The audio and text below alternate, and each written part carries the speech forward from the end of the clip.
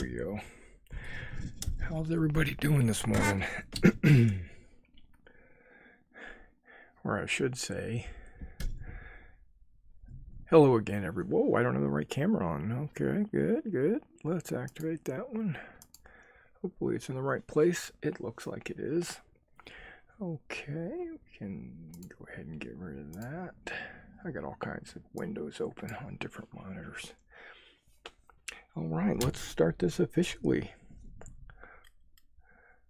Hello again, everybody. This is Mr. Everything, and I am back at you with another Wargaming Wednesday.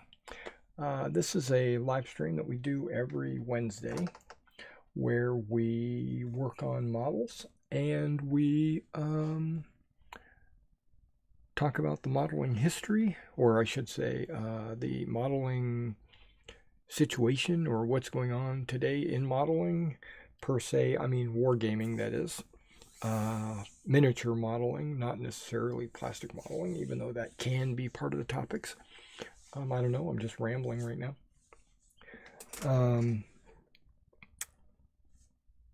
Time got away from me again this morning, and I just finished setting up the camera and the microphone and all that stuff right before we got started. I had to clear my table off because I had other projects on my table that I didn't want to work on this show, right? Okay, so let me put my eyes on. These are my,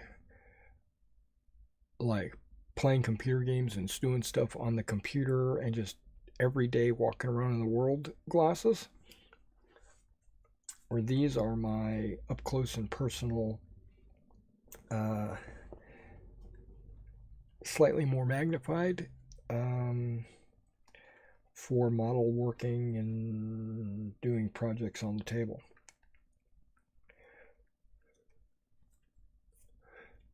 Okay. Now it's still pretty early here for me, because I was up till 2 a.m. last night working on some American paratroopers. If you follow my channel, you know that I'm working on a World War II project for the Lafayette Bridge, but it doesn't stop there. There are other projects that I want to do down the line. Plus, personally, I just want to build up my own collection of miniatures and terrain. So, yeah, let me clean the table a bit there. Okay. So you might see me putting together some Russians. You might see me putting together some British or some Africa Corps or something like that. So you might see a little bit of that, this and that. I'm not limiting myself to just this one battle.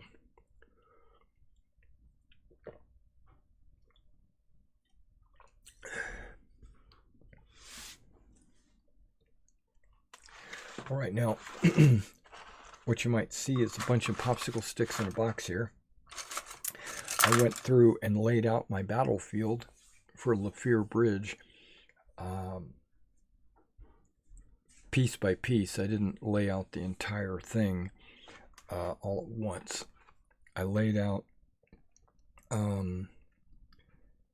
2-foot sections, right? And then, and remember, it's an 8-foot table. So every 2 feet, I went in and I measured, or counted, I should say, how many hedges or bocage belong in there.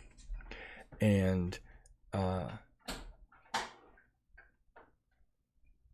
when I've come up, and I took all my existing ones that I've already made. I keep looking at this camera. Really, the camera's up there, I know. But this is where my video is, to see if I'm in frame, you know.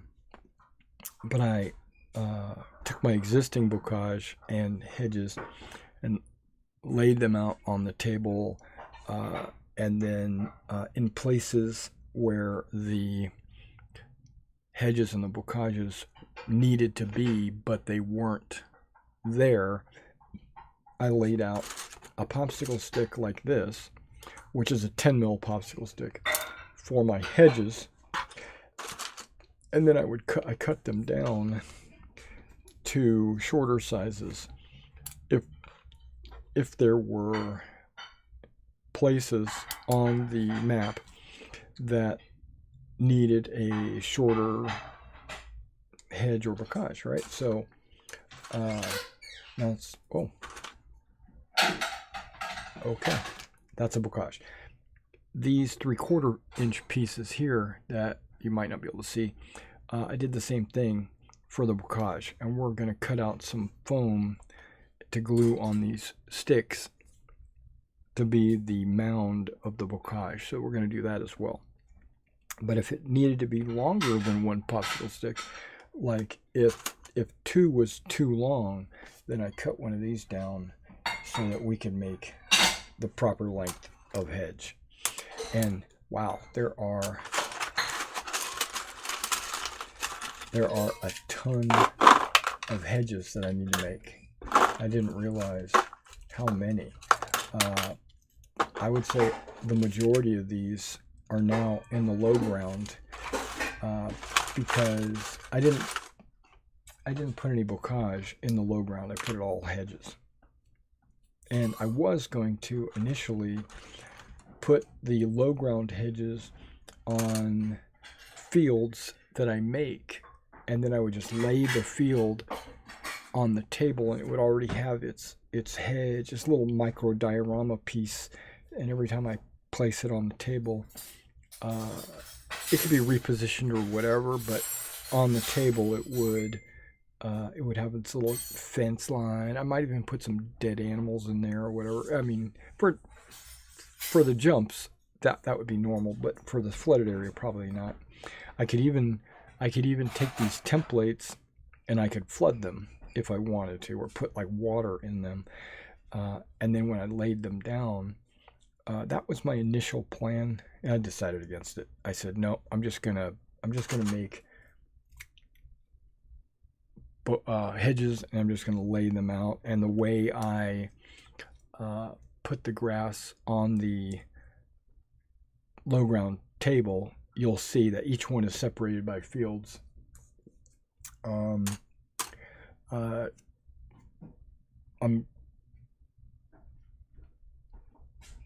Yeah, what am I gonna do? Okay, so I just wanted to show you these. You don't need to see them on screen, but I'm gonna go through and we're gonna count the full-length ones and separate the shorter ones. And I'm just going to crank out a bunch of full-length ones. Now, we might not get to the fun part, and that's flocking the hedges, but I do want to make sure that I have the proper amount cut out and ready. Now, some of these full-length ones, because they're all going to be interchangeable with each other, I think I'm going to make a few of these. I'll have to look at my map. But I'm going to make a few of these with gaps in them. Kind of like I made gaps for the bocage, you know, for vehicles to travel. I'm going to do that because the farmers would need a way to get into their fields, specifically with their tractors or whatever.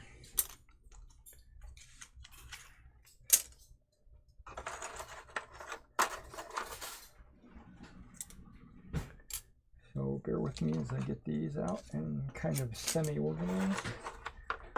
Okay. Now, there was a few times that I thought to myself, why don't I just put a gap like this to make a natural gap between the hedges? And there is a few of that. There is some of that when I was making these, when I was counting these out.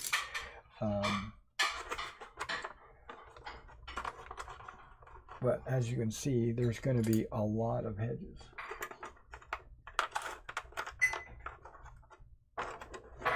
$8 worth of hedges.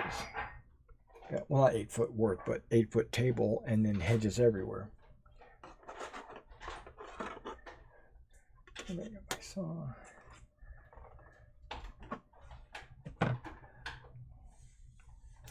Actually, I might be able to do this.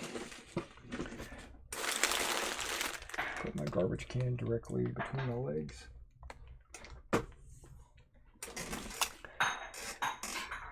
Okay, these shouldn't need any cutting. I'm going to leave them with their rounded edges. But the ones that I just cut off straight, I want to kind of give them a little bit of an edge. So what I do is I just cut 45 degrees and just cut the tip off.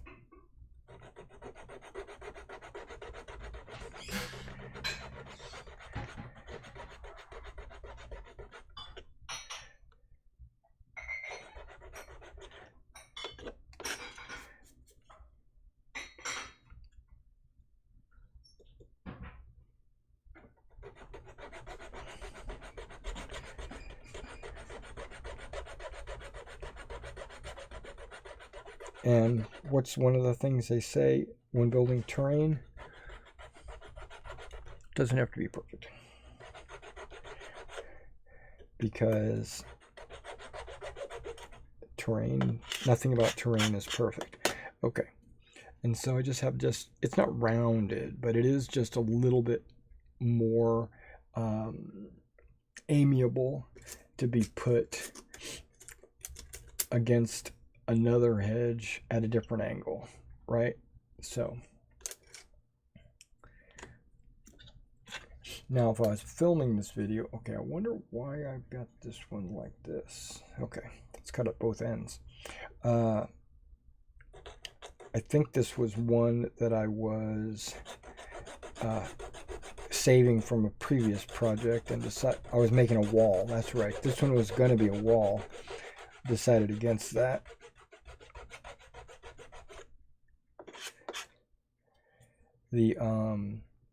So let me talk about, while I'm cutting this and just killing time, I had this big experience with Amazon and USPS. Gale Force 9, I guess. It's not a, oh. Thinking maybe I should bring my other cutting mat over here to do this. Mainly just because I don't want to damage this cutting mat in any way. Because I filmed videos and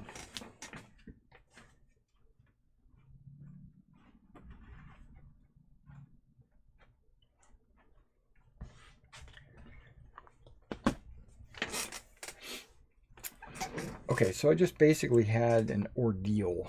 Let's just say that. It was an ordeal. What the ordeal was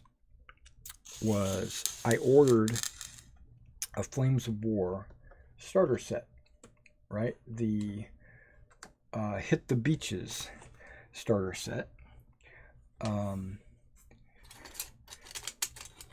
For a couple of reasons. Not because I'm planning on playing Flames of War, even though I might, I don't know, Flames of War 4th edition might be all it's cracked up to be, but I don't plan on it. I plan on playing Battle Group for an extended period of time, and okay, these are all cut. Yeah, so I plan to play Battle Group for an extended period of time. But in that box, you get a Panzer Grenadier Company, 2 platoons and headquarters, basically. And you get a Paratrooper platoon. right? I'm thinking, okay, that's cool. I've already pretty much got my paratroopers all set. The Panzer Grenadiers, I was thinking about painting them up as SS Panzer Grenadiers, and that would be cool because there's a few battles in Market Garden that need some SS. So I said, okay, that's cool. And then, but it comes with like 11 tanks, right? It comes with some Shermans and some Panzer IVs. It comes with a lot of Shermans, actually. It comes with like eight Shermans. And 3 of them can be built up into 76s if I wanted, right? So I was basically going to have to go through my Market Garden / Battle of the Bulge / Normandy scenarios and try to determine how many Shermans that I need. I think it's 10. And I already have a pack of Shermans on the shelf, right? It comes with 5 Shermans. Plus, I've got like 4 of the Zvezda Shermans. So I've got a lot of Shermans. But primarily, it comes with a rule book, right? It comes with the rule book for Flames of War and all those miniatures. So basically, I was looking at the miniatures saying, okay, this would be a just the cost of the miniatures and the cost of the box zeroes out, and the rule book, the dice, the V1 terrain piece, there's a few other things, bases alone. You know, I was basically just looking at the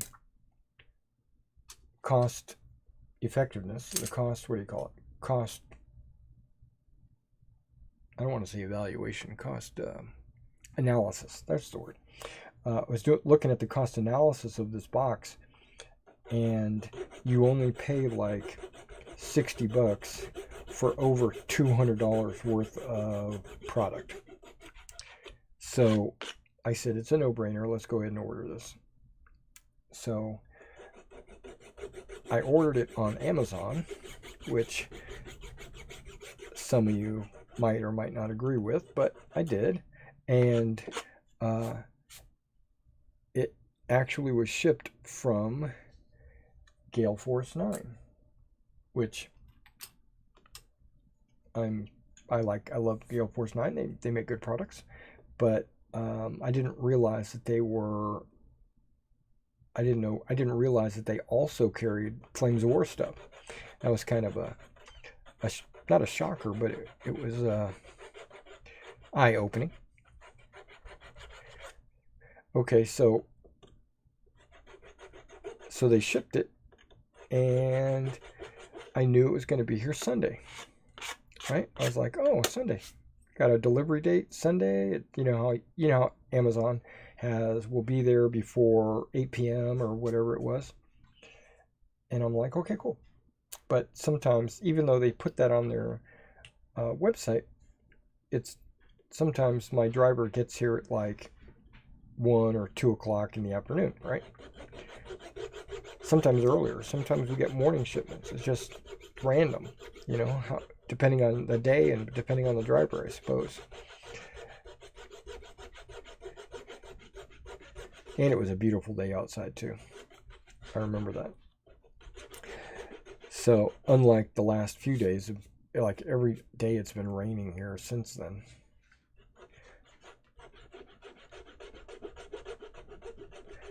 But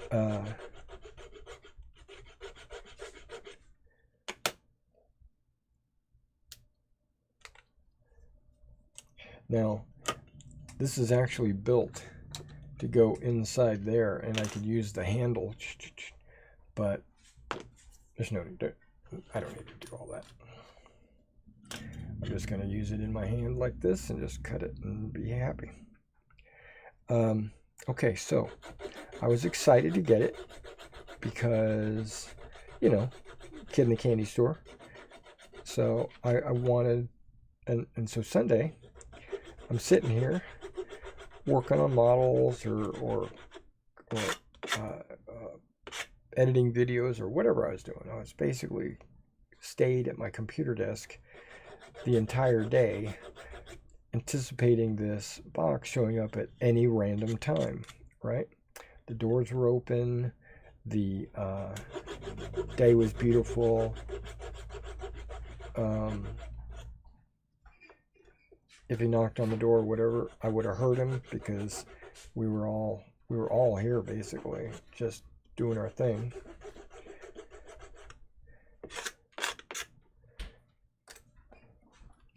No knock on the door, nothing. And then I kept checking I even went in and checked the tracking number a second time, third time, fourth time. You know, like I said, I was excited. And it kept saying we'll be here by 8 o'clock. And I'm like, okay, well, I'll just have to wait till 8 o'clock to see, you know, if it gets here. And then right about 5 o'clock, I think it was 5 or 6 o'clock, I checked. And it said,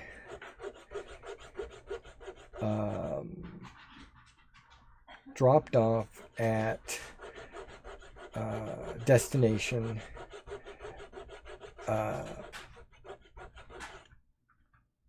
held, no, that's not exactly what it said. It said held for pickup at drop-off location. I'm like, what? Held for pickup at drop-off location? What does that mean? And I looked at it a little bit, and it gave me phone numbers to call the post office and arrange to go have it picked up. And I'm thinking to myself, why am I paying for a Prime membership? You know, that was going through my mind. Why am I paying this Amazon Prime membership if they're not going to deliver it? And it's not like it was a failed attempt. On the package, it said failed attempt, attempted delivery.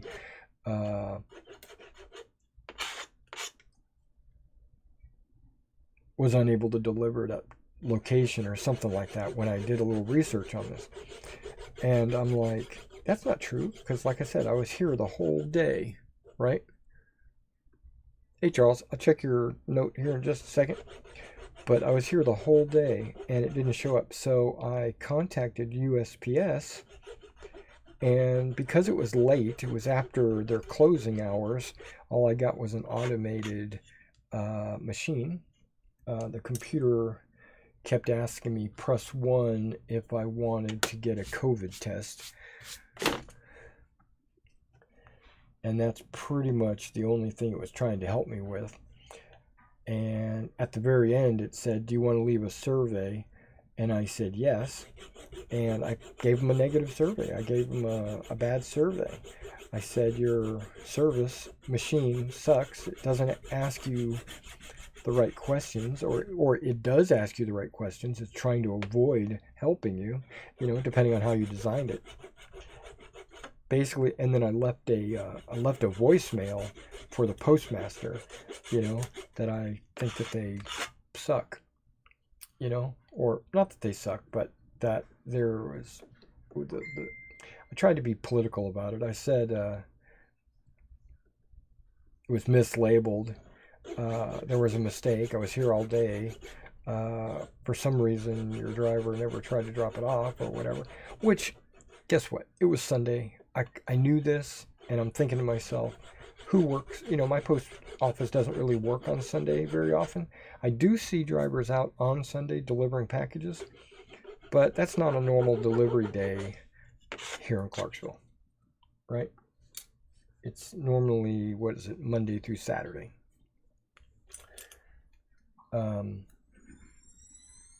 Okay, and then I continued because I was stonewalled at the USPS. I Let's see what Charles has to say.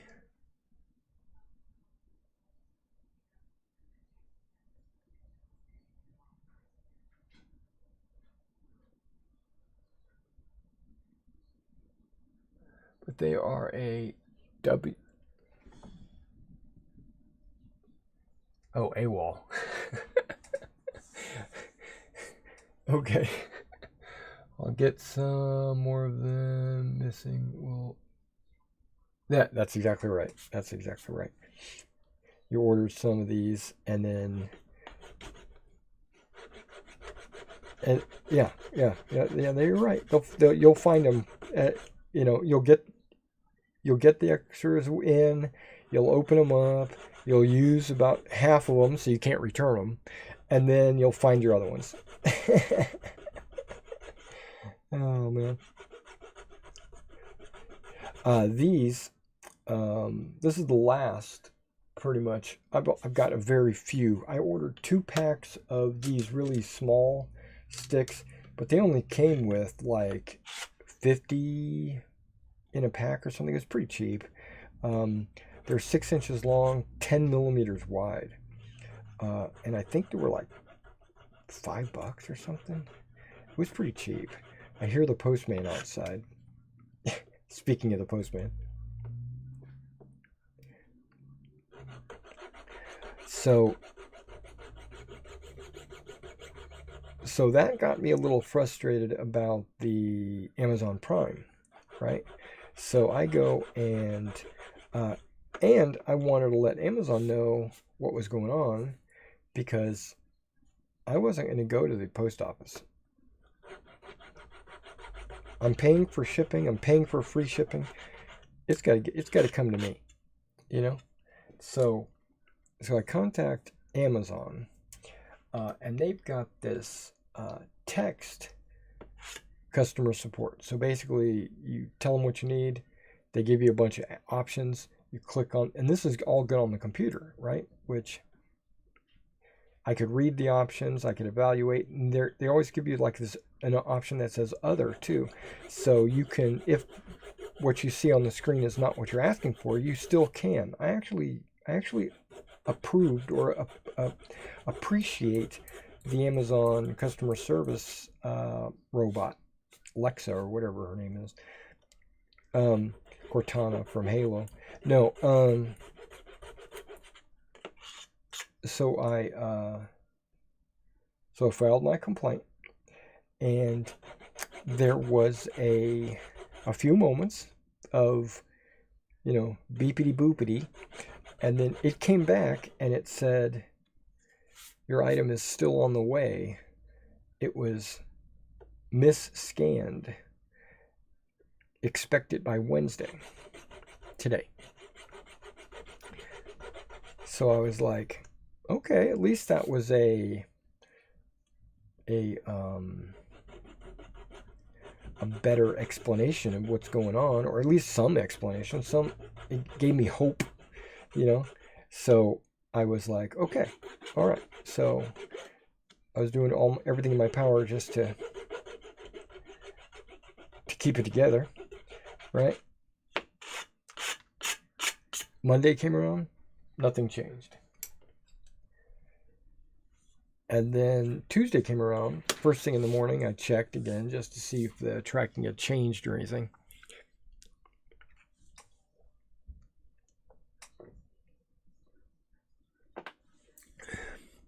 And it did.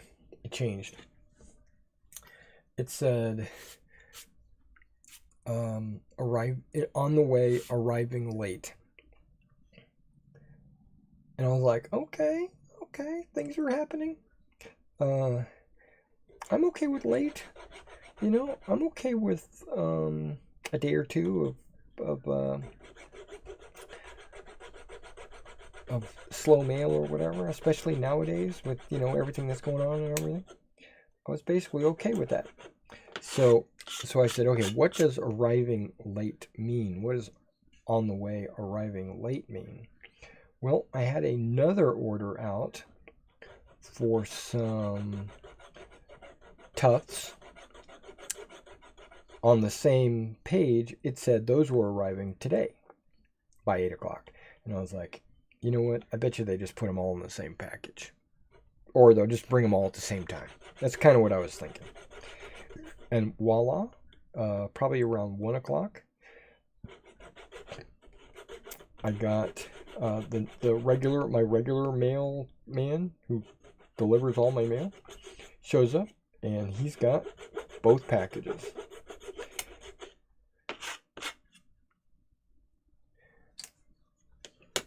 So Tuesday or yesterday, I received Hit the Beach.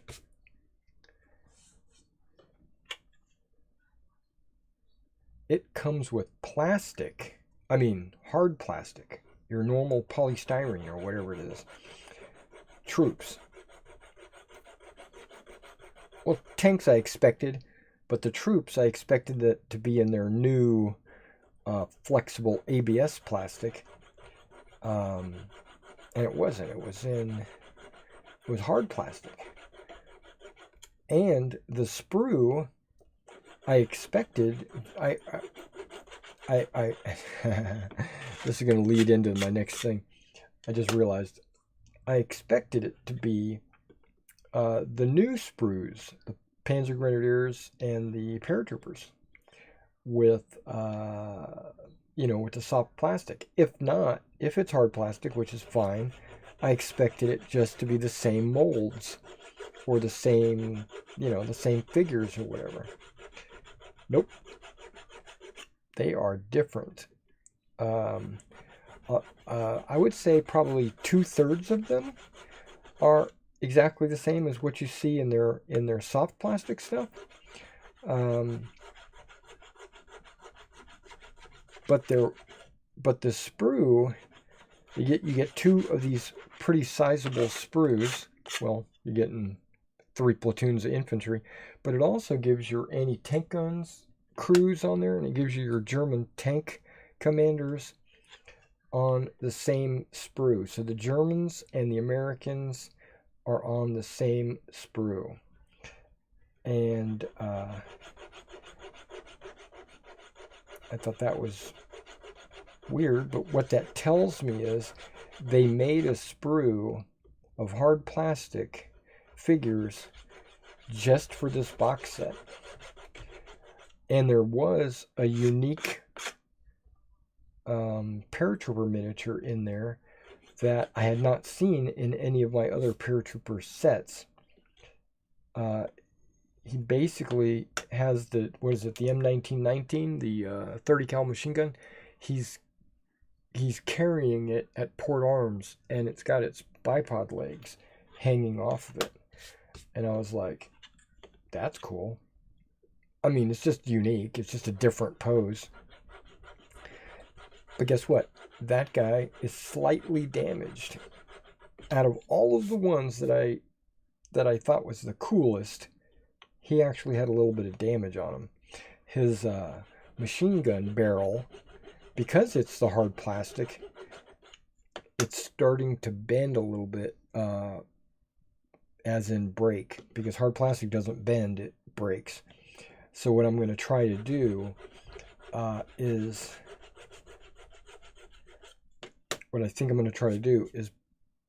put a little super glue along where it's bending and try to straighten it up and let the super glue act as kind of a reinforcing plastic or whatever. I guess I could use plastic putty or something, but that's thicker. And I just need just that little extra.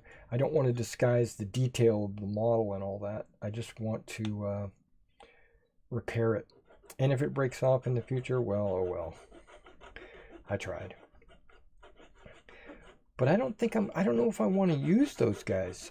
Mainly because I already have a company. Well, I don't have a company. I got 2 platoons of American paratroopers already.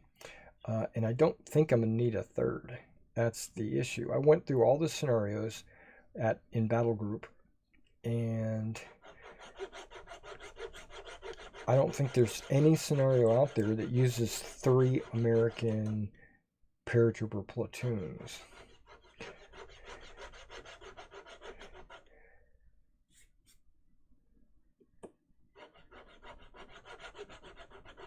So I might paint them up and sell them. That's kind of what I was thinking. The Germans, yeah, they're also hard plastic. I don't know if I did see a unique pose, an officer, he's holding his pistol out like that. He actually comes in the SS Panzer Grenadier package. But the other Panzer Grenadiers just look like your normal generic Panzer Grenadiers, you know, so, or not even Panzer Grenadiers, just Grenadiers. So, but that leads me to my next statement was, I went through that box cover. It tells you what you get, and you do get that, but you don't know that it's hard plastic. All you know is that it's soft plastic. That I was hoping for the soft plastic, anticipating the new ABS soft plastic troops.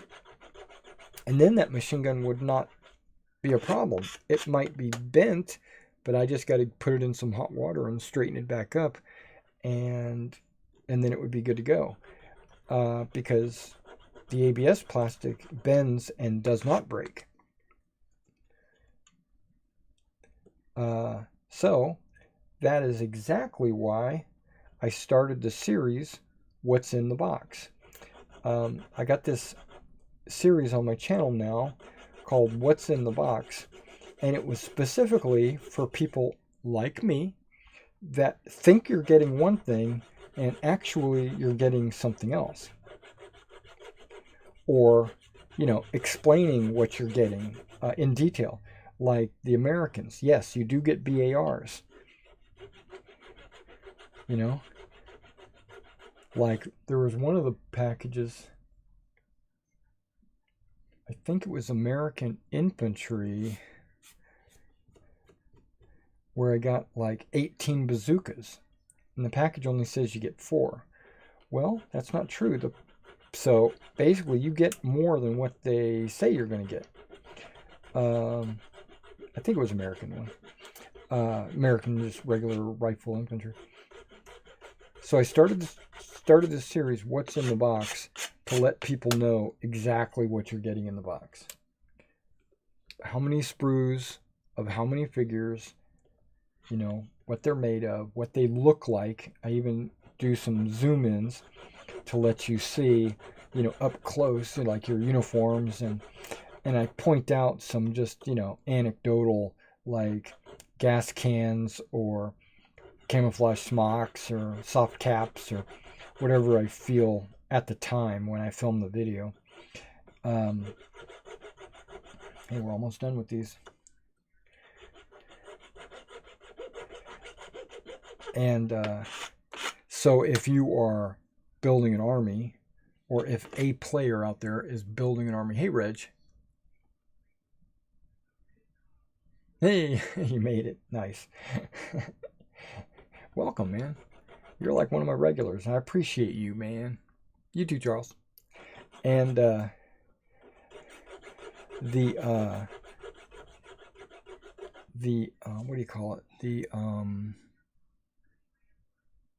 If you're a player out there and you're building an army, or if you're just interested in starting a new army, or if you just, like me, right? I'm not a Flames of War player. I play Battle Group. So, like, if I buy a Flames of War box and it says it's a platoon, it's really not a platoon in Battle Group. It's very close. It's almost exact. But there's some nuances, and I want to know what actually comes in that box, so I can evaluate and decide if it is something that I want to invest in, or if I want to buy, you know, or should I go to the Plastic Soldier Company or Old Glory or wherever I need to go. And those are other boxes that I need to also open up and kind of just tell you what you get in the box, so that you can make those decisions as well. Okay, now I'm trying to remember, but every one of these short bocages, I think every one of these butts up against another bocage. So I'm actually thinking of leaving them flat like this. I'm going to leave them flat and not round them. Yeah, I'm going to leave them flat. Okay. Because I think every one of them, I don't think there's any of them that are like this. And if they are, no big deal. But I think all these that there are a lot that butt up like this, and I don't have a problem with that. But these new ones, I think when I was going through my terrain, all of these are flat butts. And, you know, they're so close in size that I might get them mixed up. But I don't care. Okay. So before we start working on these, we're gonna have to cut this. Get out my hobby knife.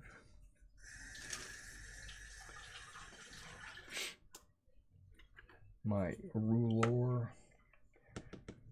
This is not millimeters. Is there any more of that sawing going on? No. Okay.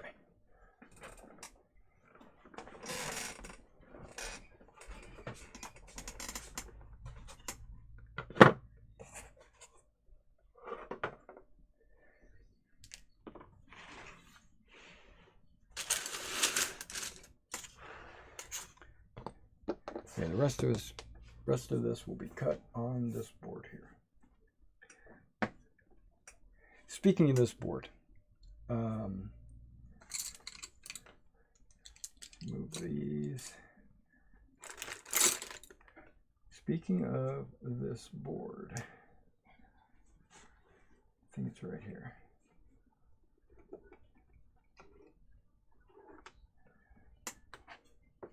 That is the brand. I don't know if you can see that. Yeah, you can see that. New Brog, right? Or yeah. It's double-sided. It's super thick. You can see it's got a black side and a green side, and it's got like a glue layer between the two. So think of this like two cutting mats glued together, right? And on one side, it has centimeters, which is this side, right? And it goes all the way up to 59 centimeters, because that's 58. So 59 plus the edge. So you could think pretty close to 60 centimeters, right? And 44 on the north side. So you could kind of think of that as 45 if you count the edges, the lips. Oh, wait. Yeah, I meant to keep that out. But on this side, it's centimeters. On this side, you're looking at inches. Yeah, pretty close to 18 inches and 23 and a half, 24 inches. Yeah. I trimmed it on the north side so that it would fit on the table. And this is part of that piece that I trimmed off the top, you know. But I think this is a very good brand. And just the short, it's flexible, but it is sturdy. Strongly recommend it. And they make other sizes too. I just wanted one that would fit the entire table. It didn't. I don't know if you can see this. You probably can. I butted up my Warlord Games one with it to cover the rest of the table. And then I took the parts that I cut off the top and I filled it in on the edges here. So the entire thing is black. and in centimeters and not inches. I have an inches one right off the table. You can't see it, but this little gray piece right there, that's another cutting mat that's in inches. So if I ever need inches, I can reach over. Okay. But we've got a kind of a jagged edge here, and then we've got the flat edge there. I'm going to try to work with the flat edge. I'm going to put the flat edge right along one of these lines on the table. Perfect. Now I'm going to cut bocage. I was cutting about 20, but that's too much. I could get almost 3 rows. Ooh, that's only going to be 6 of these. Hang on. Because these are going to be halves. So that's going to be 1 row. Oh yeah, I'm gonna have to go shy of 20 millimeters, which I was thinking 20 millimeters was too big anyway, because this thing is, and I ran into this problem a few times. If I make it a 20 by 20, then it's square, and I didn't want that. I want it to be obvious that this is 20 millimeters and it's a little bit shorter than 20 millimeters tall.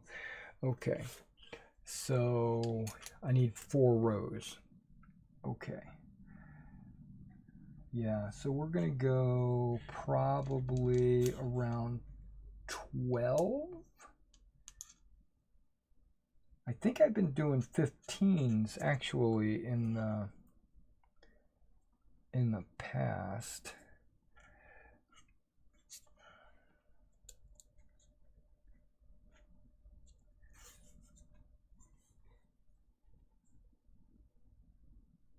Yeah, this is close to 12. It might even be smaller than 12.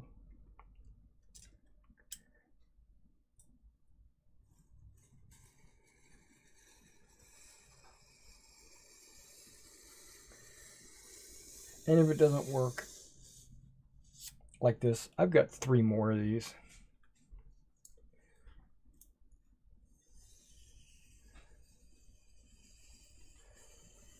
I just didn't want to waste them. I didn't want to cut into them if not necessary. Okay, and the last one should go all the way through.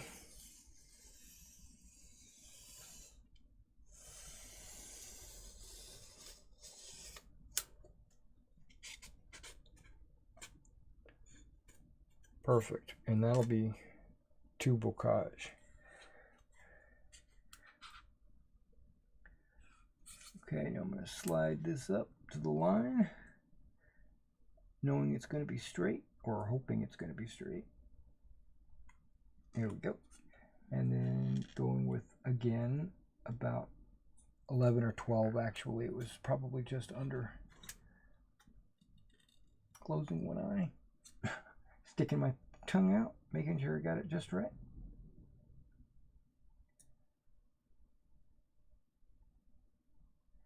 Come on, ruler. It doesn't want to move, which is a good thing.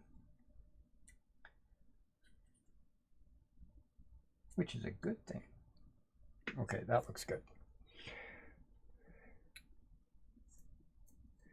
And right now I'm just basically scoring the top of the foam. I'm going to go try 3 cuts again. Trying to keep it straight. Keep it straight, and keep it straight. Nope, I saw movement down at this end, but that's okay. A little bit of wonkiness will be okay, because this is the bottom, not this or the other side. Those are sides, and sides of bocage can be as rough or crooked as I want. Did I go all the way through? I didn't realize I was cutting all the way through. Okay, yeah, maybe I did.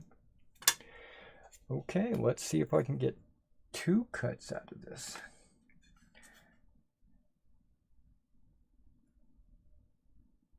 I think I can. I think I can. Okay. little engine that could.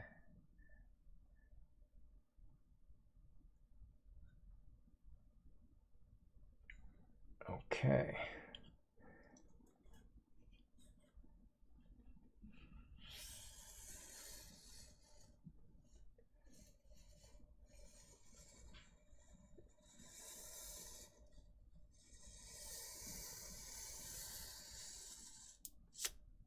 Okay.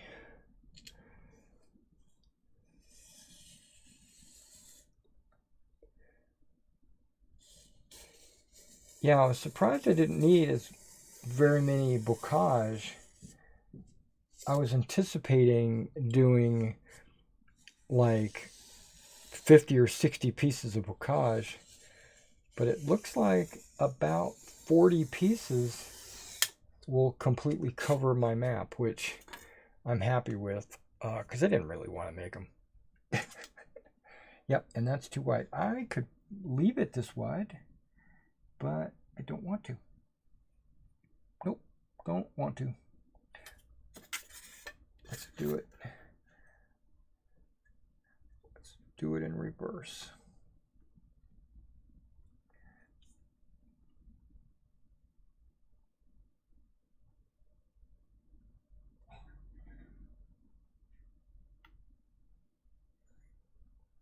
Okay.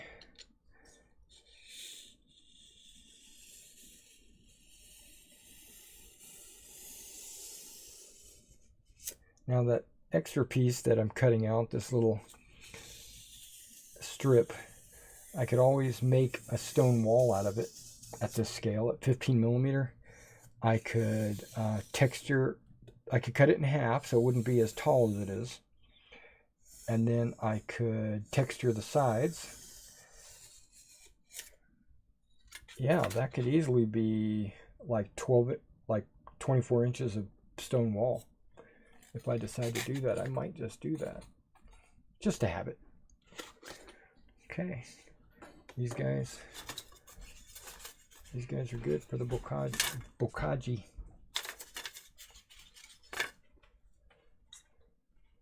Okay, I need 6, and I don't know if this one is. Yeah, I don't think this one is going to be big enough for all this extra bocage, is it? No. So there's a way I can fudge this. I can make one of these bocage with a path. And if I do that, it will extend my bocage. I can make that one with the path so that I can fit it on all 3 of those.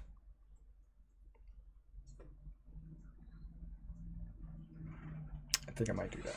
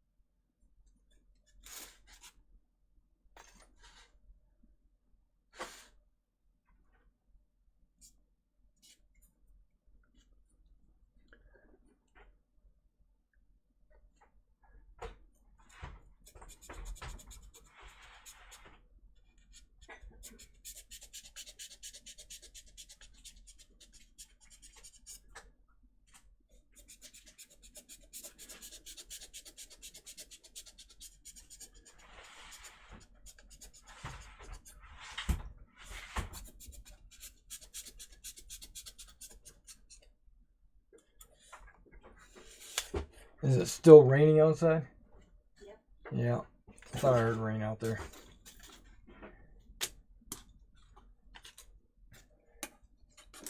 All right.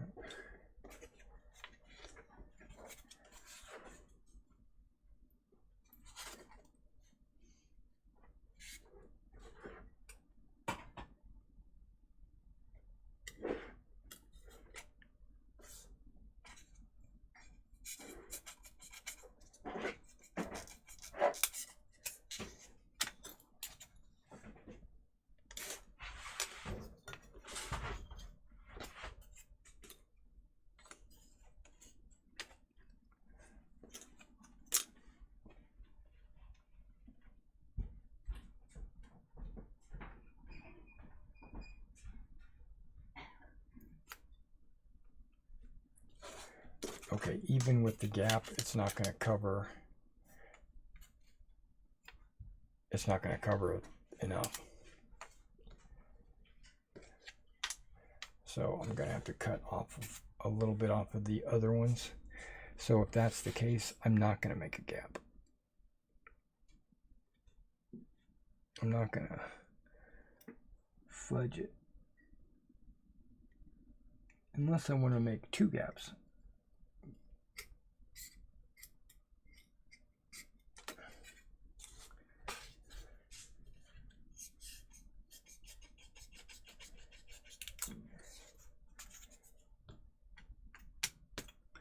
Yeah.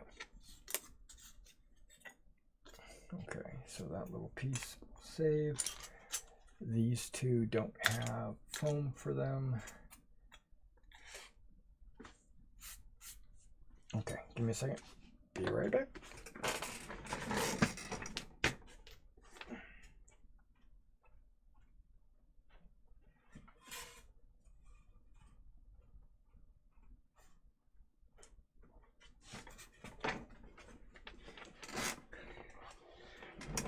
I didn't want to do this, but here we go.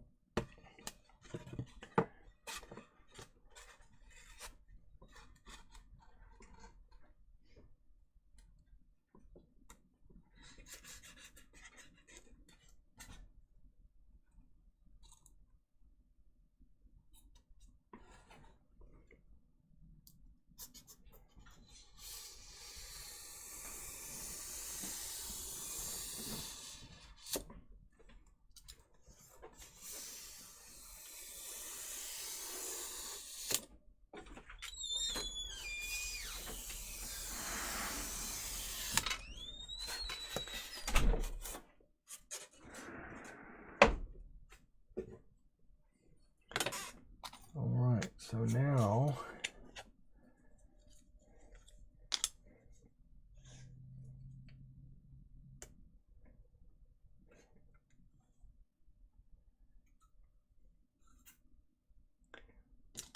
hypothetically, I'm just doing a little hypothetical here. If I was to use this on another full-length piece, I would be able to fill this in. Yep. Okay, so that's what we're going to do. We're going to make another full-length piece.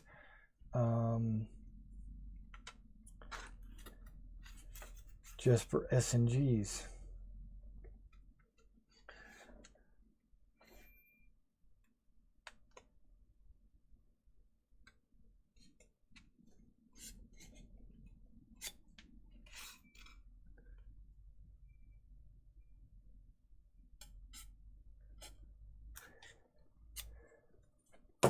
Okay.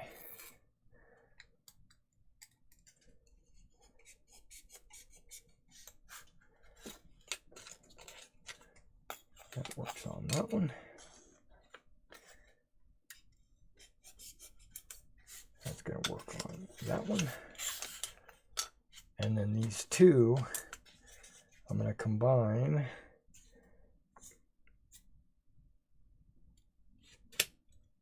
into a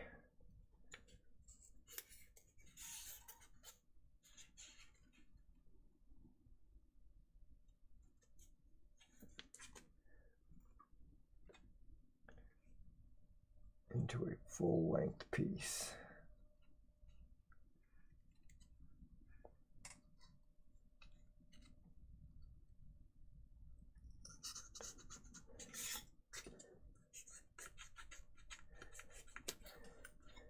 So I'll just have to go get another popsicle stick.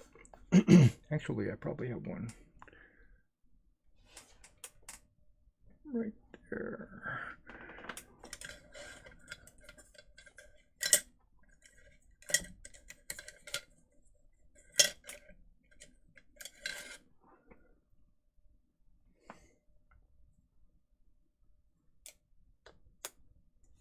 Yep. Okay. As you can see, I've used this to paint figures in the past.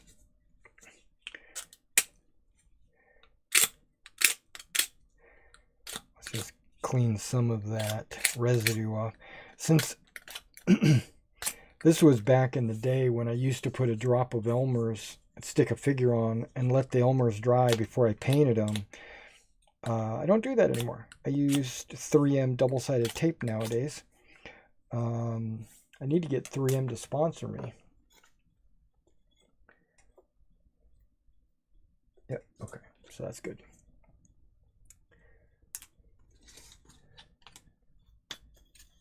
And these right here, and these right there.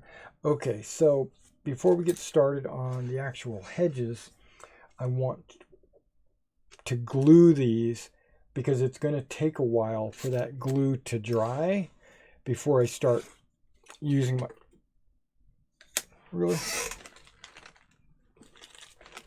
before I start using my hot wire to shape the bocage. I gotta let that dry. So let me get my glue. Where are you at, glue? Oh, there you are, way over there. Okay, in this case, we're going to be using Gorilla Clear Grip. Actually, no, I'm not. I'm not going to. I'm going to use the remainder of my E6000, which this E6000 looks like it was never closed properly. Oh my gosh, what's going on here?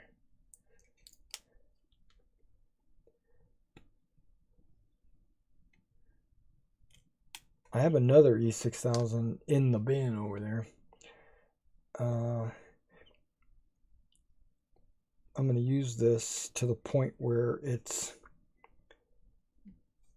out, and then I'll chuck it. There we go, if it works. Because I'm going to need, I probably should go get my other thing of, well, I'll use the Gorilla before I get to the E6000. I actually had a customer tell me that this causes cancer. I did a little research on that, and it does have a cancer warning in California. That's the only state, and anything out of California I can't trust. Or they probably gave it to they probably gave a whole tube of this to a rat and then he developed cancer because they probably fed it to him or something stupid like that.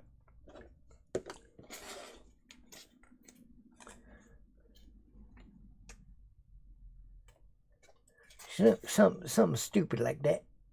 Okay. Let's see if I can get some glue to come out of this, because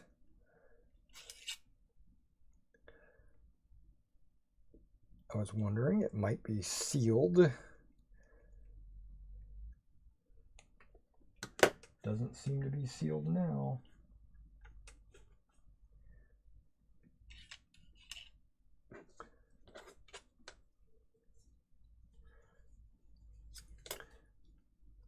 Come on.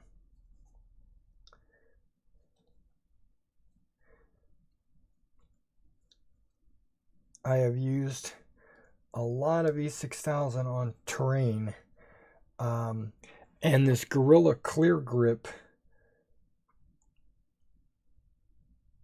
feels and acts exactly like the E6000. It's probably made of the same stuff.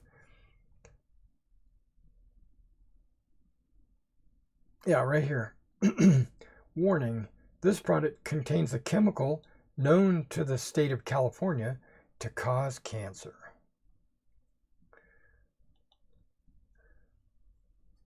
So I'm trying not to eat it. Wow, nothing's coming out. This thing must be pretty close to being empty anyway. Could have swore it poked a hole. Now watch me get to a certain part and it goes.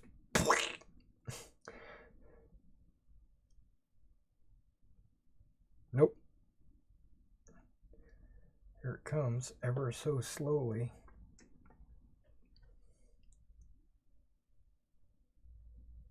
Okay, let's try this again.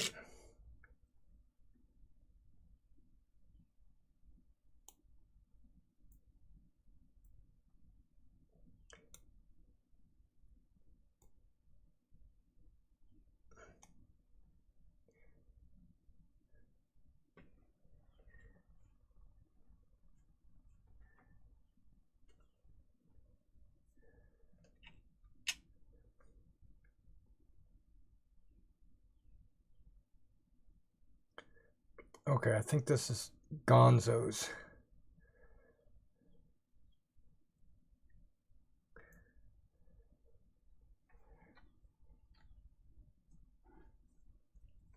Oh well. I didn't get to use it.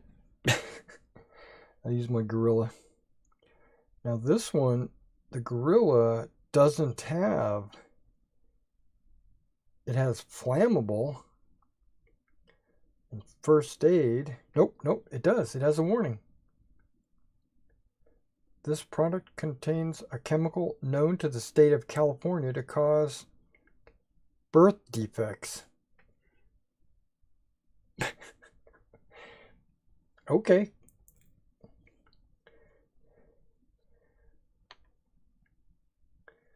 So maybe I shouldn't get anybody pregnant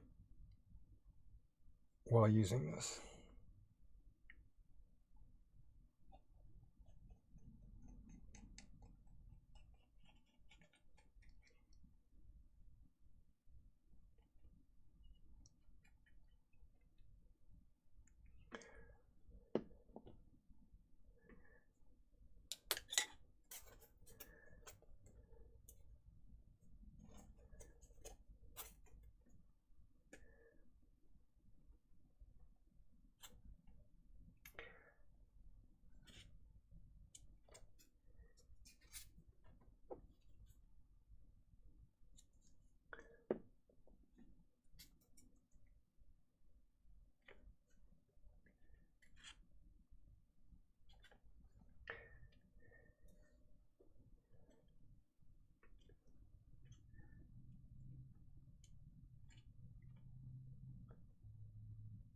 Okay, now once I get all of these glued, I'm going to put a weight on them so that they, and I'll probably do it over on the table, to ensure that they get a good firm grip onto the stick, but also so that when it dries, it will dry flat.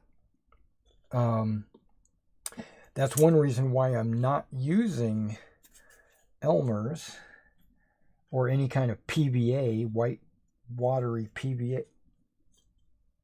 Really? Yeah, I'm not using any kind of white watery PVA.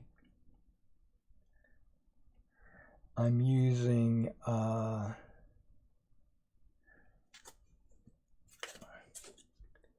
this clear grip because I did an experiment a month or so ago where I used a variety of different glues for the same task, and some of them caused warpage on the popsicle stick. Basically, the ones that had the most amount of water in them, really.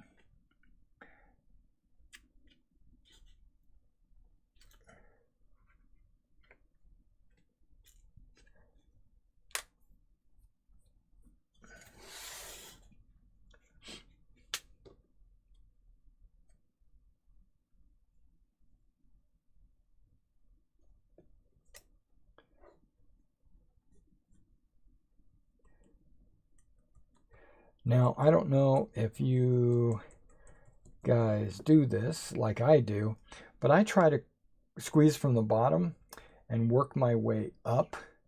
And then, as you saw on the E6000, I'll roll up the bottom to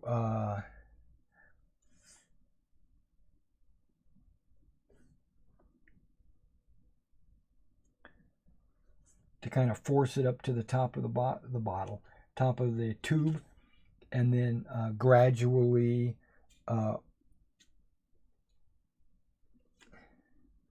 work it out or whatever.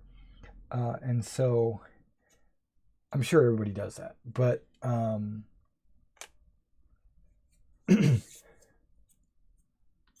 this is why I don't like giving my wife tools. She needed some glue, and she wanted to glue something on her windshield. She had a crack in her windshield, and she saw that Gorilla Glue like this could be applied to the windshield where the crack is to help prevent it from spidering or getting worse, which I thought was a pretty good idea. I've never heard of that, but I'm sure that there's some home remedies out there I've never heard of. And okay, I think I just put this one on sideways, but that's okay. Is it okay? Oh no, it's not going to be okay. Well, damn. Okay.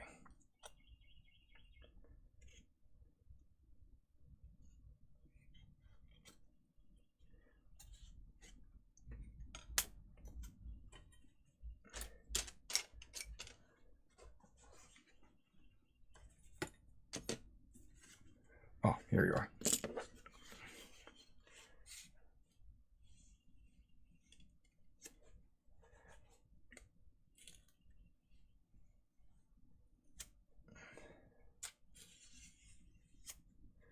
Okay. Hopefully that can be cut through once it dries. Using the hot wire. I think it will be. It won't be a problem.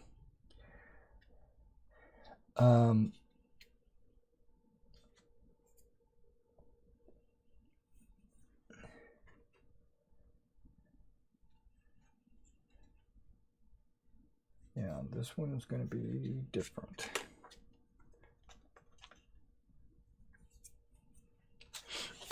And so when she took it out there, where did she squeeze?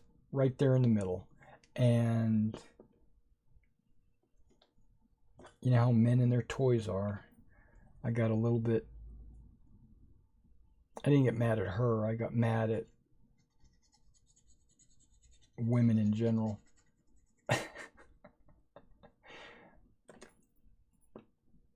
Or I got mad at just not knowing. Maybe that's the... Oh, okay, well.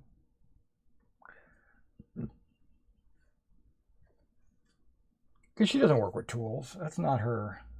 That's not... Now, if it was a kitchen tool, she would know exactly what to do. Or gardening. She's a good gardener.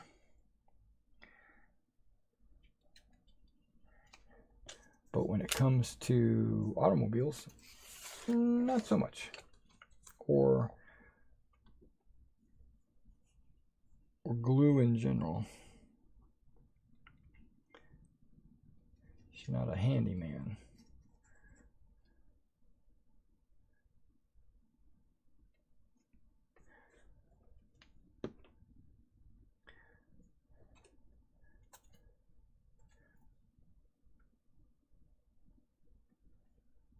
Okay, just trying to center it up, you know.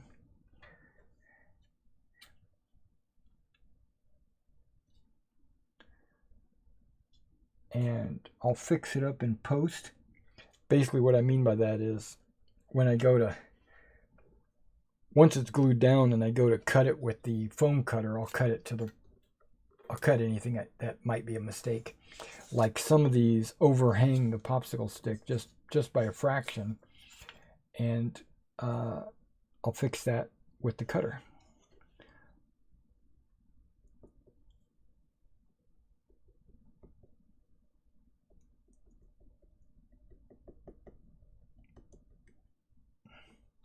And some of this glue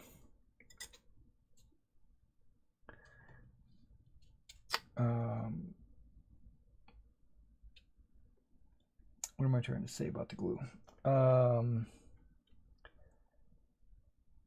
Yeah, I needed to move it around to get it to stick.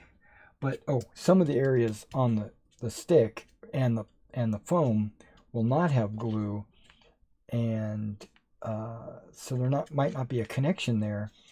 But later when I go to apply the texture and stuff like that, that's also kind of like a sealant, an adhesive, so it'll help glue the edges down.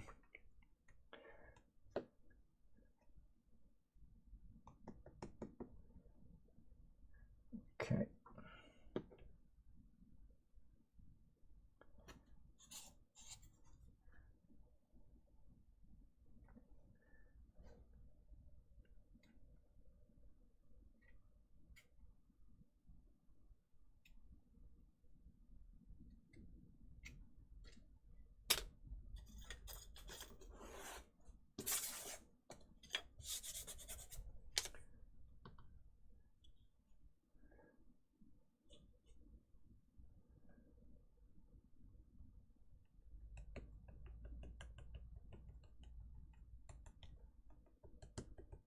And what do they say? You can't put the genie back in the bottle. That's so once it gets squeezed in the middle, it's hard to I'll pull on this and stretch it and stuff, trying to get this centerpiece to grow back out, but that's hard to do. That is very hard to do. Okay, this is a big one. I don't know why this is so big. That's what she said. No. Let's talk about. I want to talk about computer games a second. I know you guys don't always come to my channel for computer games. Hey, Reg, exactly. It causes cancer in California, but not in Tennessee. I think there are other factors at play in California that cause cancer. I mean, I don't know, smog maybe? I don't know. Maybe that's just in a tiny spot. I think this one's actually kind of small compared to the rest of those. But you know what? That's okay. What was I going to say? I don't know what I was going to say. Where was that? What was I talking about? Hedges. Bocage. I wanted to talk about computer games just for a second. I know a lot of you guys don't come to the channel for computer games, but unfortunately, half of my channel is computer games. Military, sci-fi, fantasy, it doesn't matter to me. If it's fun, I play it, right? Okay. I play, and this kind of goes along with wargaming. I play some online games that I'm going to list a few of them. Phoenix Point, IL-2, War Thunder,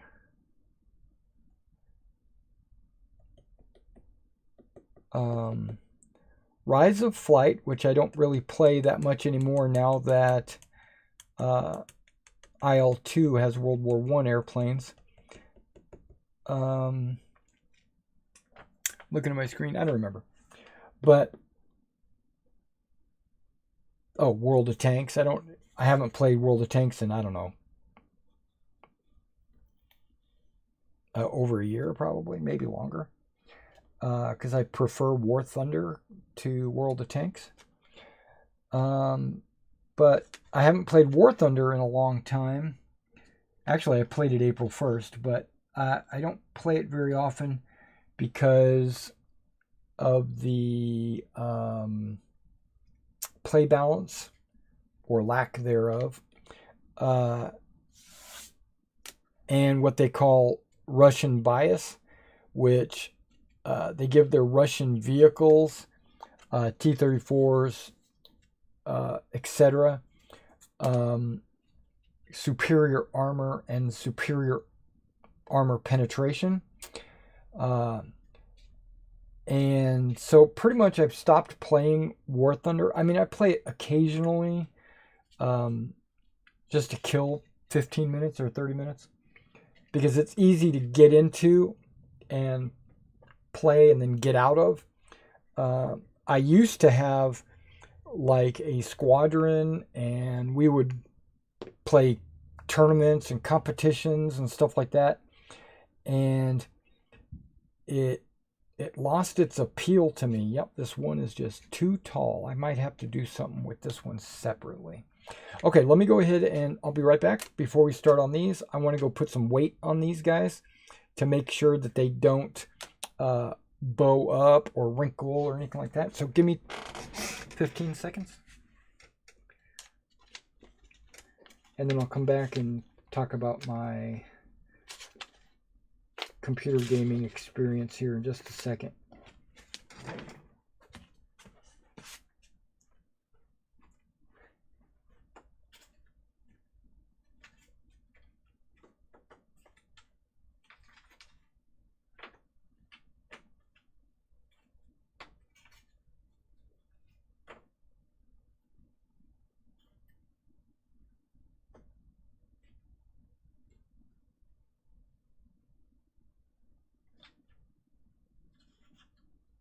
Ooh, this one is sliding off the popsicle. No, it's not. It just looked like it was sliding off the popsicle stick.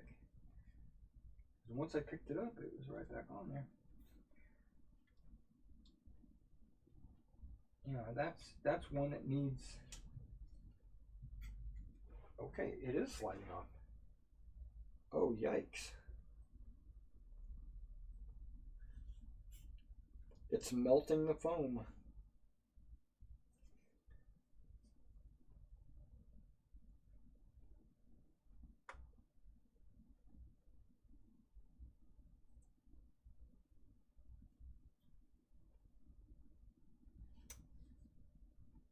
I assume they're all being melted. I don't remember that from the first time. Sorry, I'm off camera. I just want to lay all these down, trying to figure a good way to lay them so that that one will actually get some pressure on him. Maybe I do him separately. Yeah, we'll do them separately.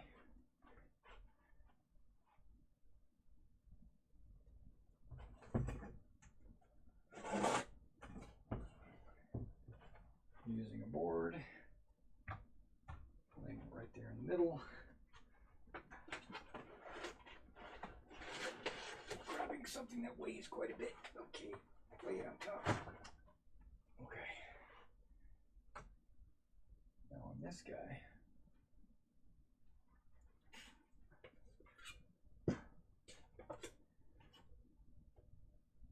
Is that going to balance? No, maybe not.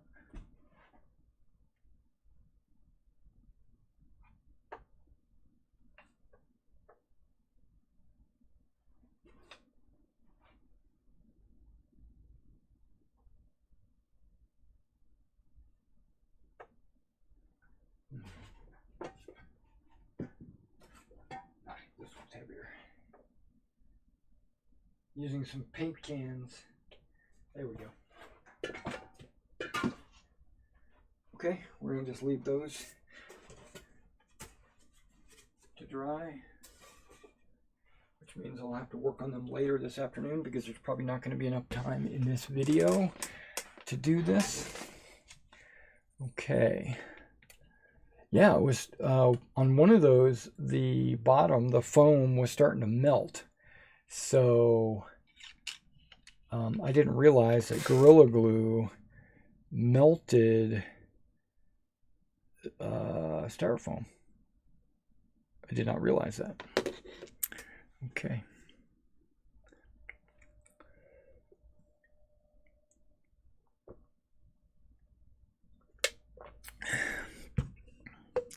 But we're going to let that dry.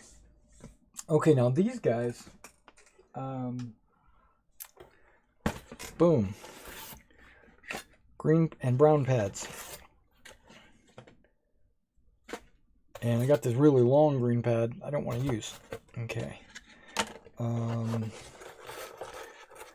have some short hedges I've already cut, apparently, previously.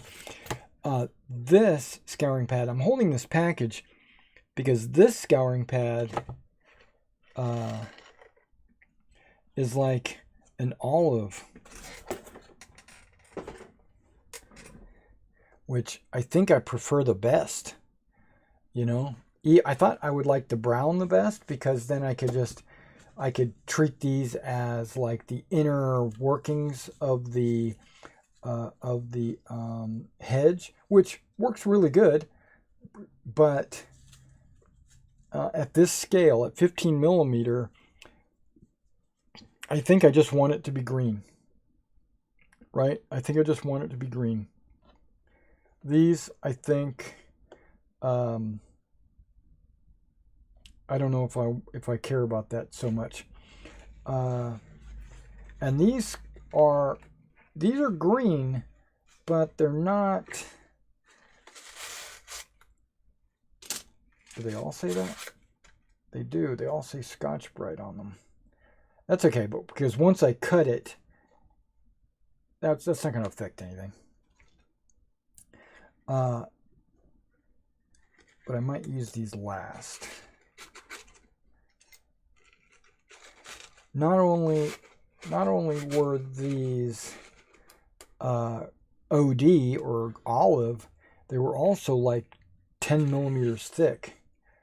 Where these guys, okay, this one says it's 10 millimeters.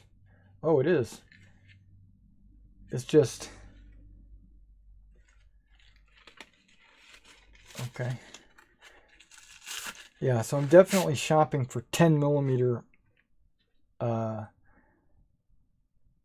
pads, but I found these, and I don't remember where I found them. I think I found them on the Walmart shelf, the Walmart Food Center, and I said, "Oh, scratch pads! I need those." I didn't realize, I forgot that I had these.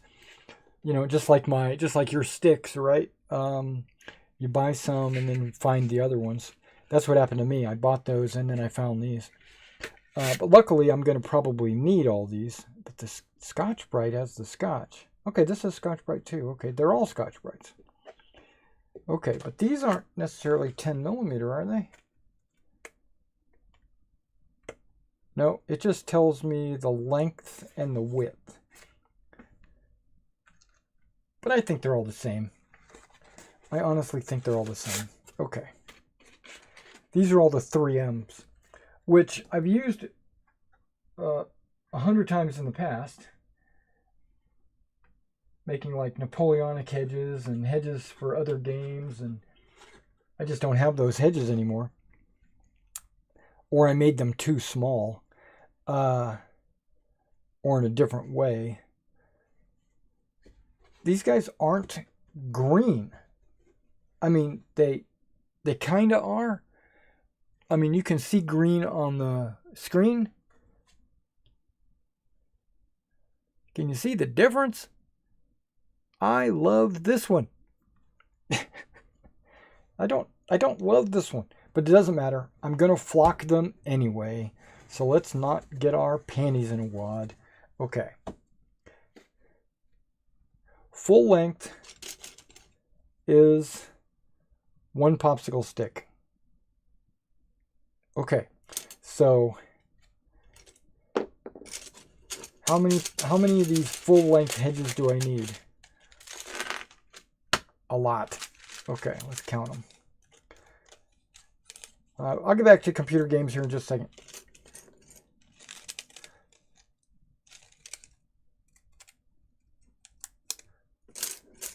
$5, $10, $15, the $20, $20, 25, 30, 35. Hey, that's easy. 40. That would be an easy number to remember. Okay, so I need to do 40 of the... Oh, 41. Okay, at least it wasn't 42. Okay, so 41 and then a few extras. Now you see, I'm going to make some... Whoa, dude, come on. I can always build these and then spray them OD. I might do that.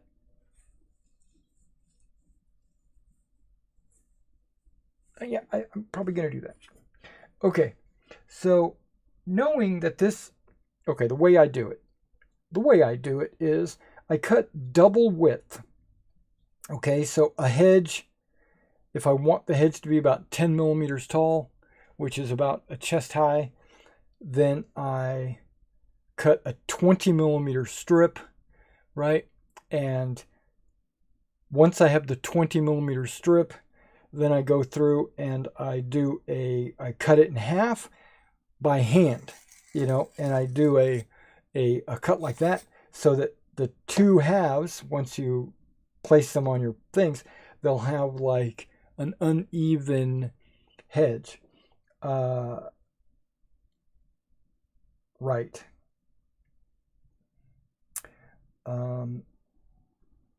I think I'm going to go a little, because these are wild hedges, and most of these hedges are going to be down in the valley where the fields are. I want to make them bigger than chest high. I want to make them maybe a little bit higher, and so I might do like a 12 millimeter.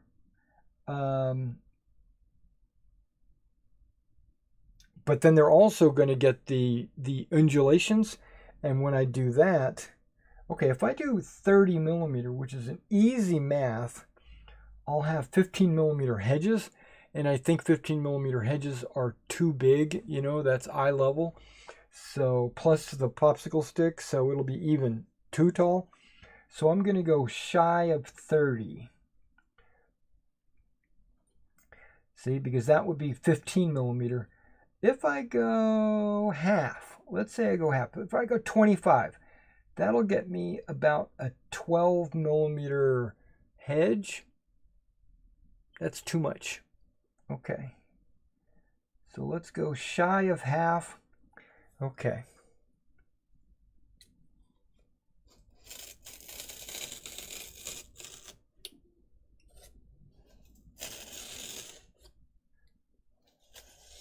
Okay, and remember, that's 2 hedges.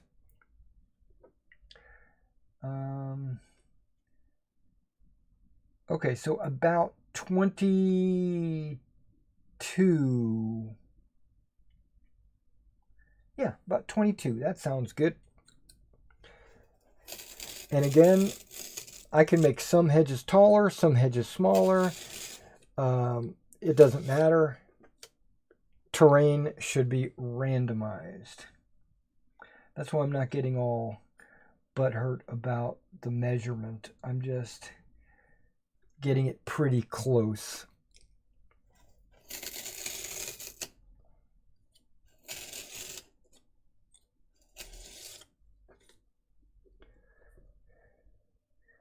Now this guy, I could just cut in half.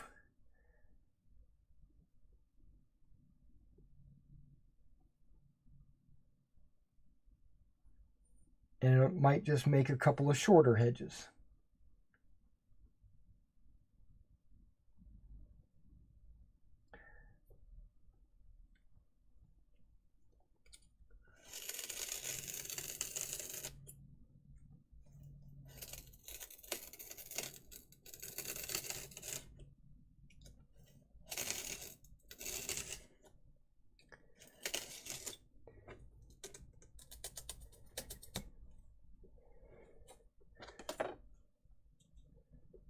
Okay. So, whew, I'm going to have to do this forever. Okay, so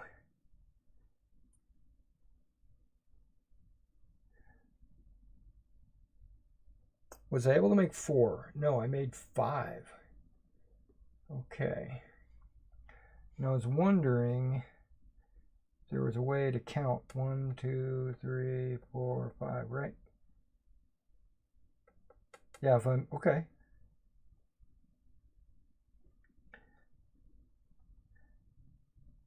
I can make 5, and I can make them all the same height if I just go with 20 millimeters and not stress over those 1 or 2 extra millimeters. Again, I'm going to be flocking these and cutting them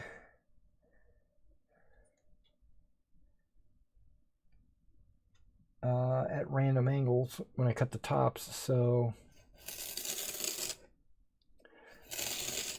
okay, so each pad gets me 5 halves or 5 doubles, which is 10. So each pad gets me 10. So 4 pads will get me 40.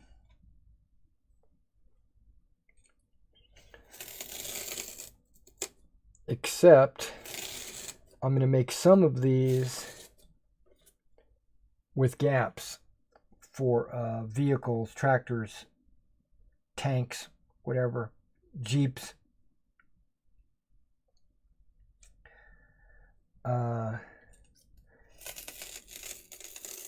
Scissors would actually work as well on this. I've cut pads with scissors. It works really well.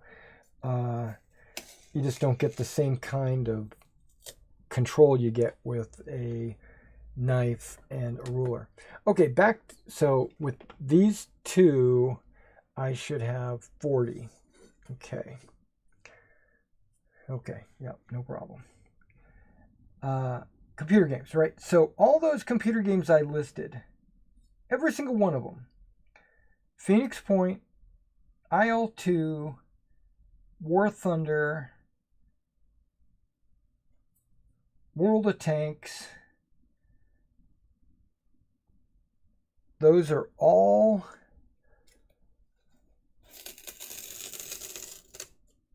which is kind of a testament to ingenuity, programming ingenuity and whatever, but those are all Russian. Every single one of them. Except for Phoenix Point. Okay, Phoenix Point is Belarusian, so basically Russian. Belarus, Minsk, they're stationed in Minsk, which is the capital of Belarus, which is basically Russian ally, which before February, I didn't really have any problem at all, none, with playing those games. But now, whenever I install a patch or give permission to a game, okay, speaking of which, I was going to play IL-2, and it said failed to update. It wouldn't update, wouldn't download the patch, the newest patch. And I was like, what the hell's going on? I looked at the forums. They said, just delete your update folder and it'll automatically try to rebuild an update folder and it'll, it'll update and all that stuff. I tried that, didn't work. I looked at some other people. They said, install this one program. It'll force the install. Well, I wasn't going to do that because it was a third-party program. I'm not going to do that. So I uninstalled the game and reinstalled it on a different hard drive because I've got like 17 hard drives in my computer. Maybe not. Maybe got 4. But I installed it on a different hard drive, thinking maybe there's some data or something on the thing that's preventing it from updating or whatever. So I put it on a different hard drive, and it got to the point where it was ready to install the game, and it said, failed to update. No, okay, it installed. Let me rephrase that. It installed, but when you go to the launcher, the first thing it does is it checks to see if you're playing the newest version, and if you're not, it'll update it, right? It'll install the newest version. Which it attempted and then said, failed to update. And I was like, oh my God, it's failed to update. Okay, and then I gave up, right? Well, that's not really true. I continued looking at the forums, trying to find if I was doing something wrong, or if, you know, if there was a known issue or something. Couldn't find it anywhere. But this one guy posted that he's had the failed update as well, and he thinks it had something to do with the political climate in the area. And true, I know what's going on, and I thought, you know, he's probably right. It's probably the .ru is being blocked or something, so I can't do it. And then a couple of days later, I just, on a whim, clicked it, and it updated. So I don't know what was going on. There was maybe an overload. A lot of people were trying to update, or it was having issues and now it doesn't, or whatever. Okay, but that's just one incident. Oh, yeah. So it updated, and then I went to launch it 2 nights ago because I just wanted to see what the new update was all about. And when I went to launch it, it said, now that this program is on a different hard drive, you know, and it's reinstalled and all that jazz, do you want to give permission to this computer, this program, to modify your computer? You know, like whenever you run any game, it always asks you that because, you know, it's got to save data or whatever. And I hesitated to click yes. A day ago, I would have been playing the game with the update and everything would have been fine, and I wouldn't have even thought about this. But when it asked me, do you want to give this game company access to your computer, basically is what it was telling me. And I had to think about it. I said, do I want to do that? Do I trust this game company? You know, based on the political climate in the area. I was like, yeah, I trust him. I clicked it. And what does that say about me? I wanted to play a game that was made in Russia.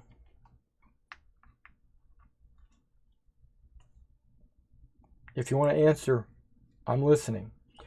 But it basically is telling me, or I'm telling myself, that what's going on over there doesn't affect me, right? It's like I felt guilty.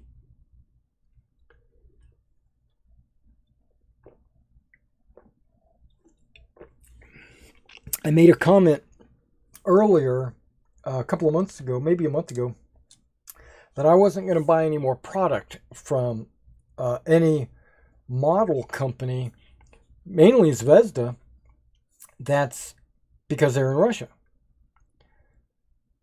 I have a bunch of Zvezda on the wall. I never had a problem with this company in the past. So what's going through my mind is, it's not the Russian people, right? It's not the Russian companies that I have issues with. It's the government, right?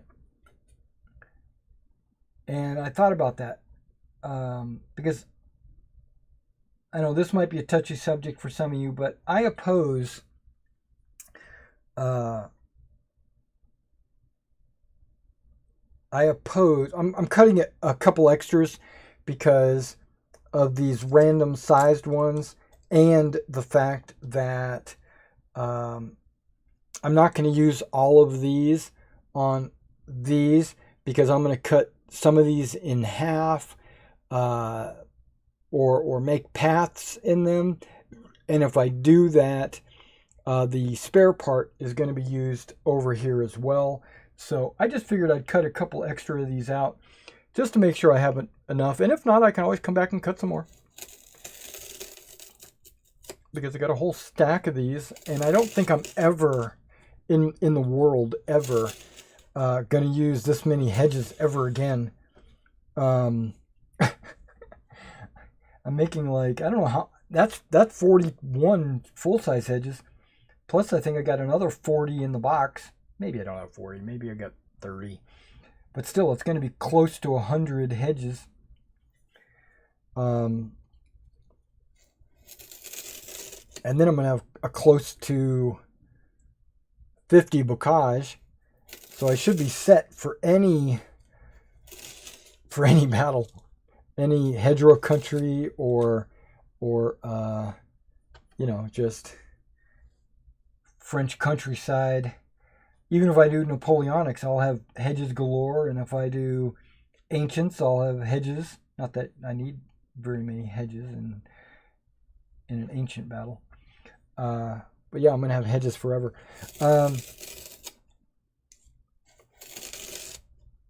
So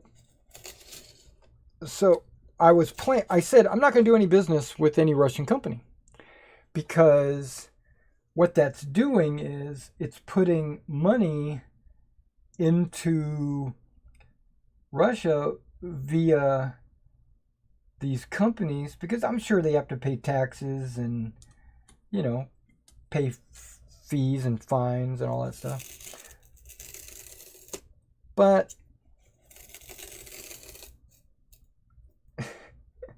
I don't think that my $5 for a Zvezda tank is going to fund a single bullet. Because most of that goes to Zvezda and maybe a penny or two goes to the government. I don't know how that works over there. I don't claim to. Okay, now we got to cut these in half because these are all okay. Now the half cut is going to be scissors.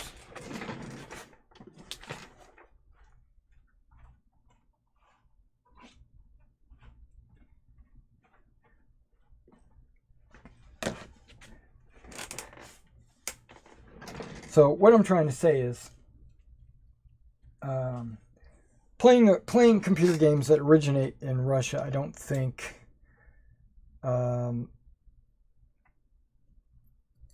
violate any of my ethics. What do you guys think about that? Do you think that I am being naive? Do you think that my thoughts are correct, or what do you think? Because I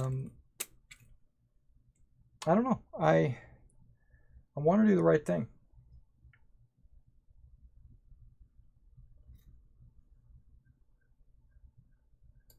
I'm a moralist.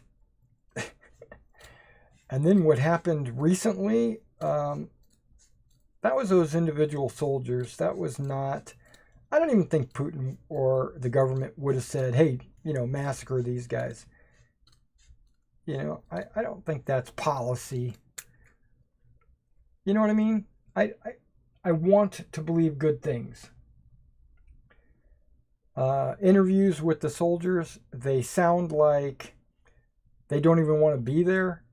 They sound like, some of them were conscripted, drafted, into going there, and they don't even know why they're there, and they were told that they were there liberating the country, you know, because of their oppression or whatever.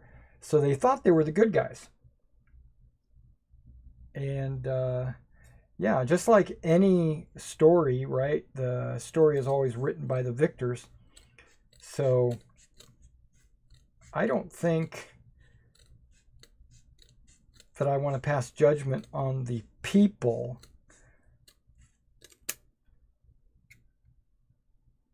Right? Yeah. And so I'm just going to stick my head in the sand and pretend that everything's normal.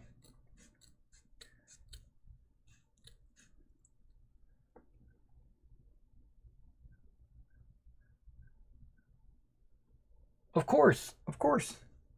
Speckman, I am going to make these hedges, right?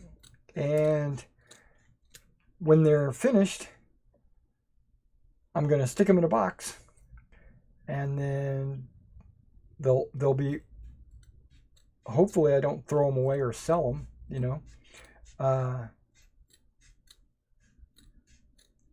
And then once, like this battle, Lafir Bridge battle, I'm making it specifically for that battle.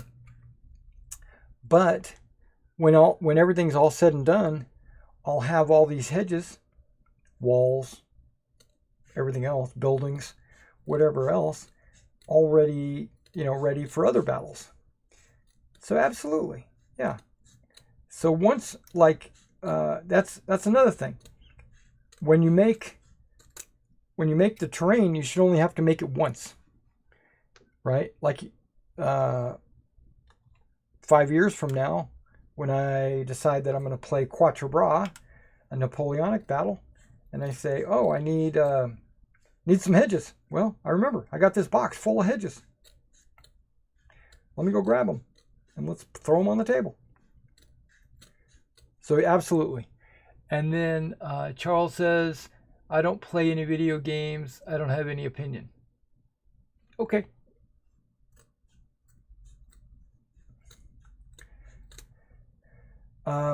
There is a new computer game.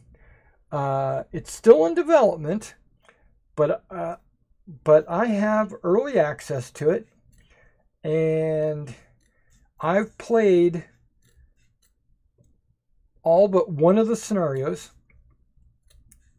And the reason why that is it just came out. The new scenario just came out. I think it's called Wet Boots or something like that. Something wet.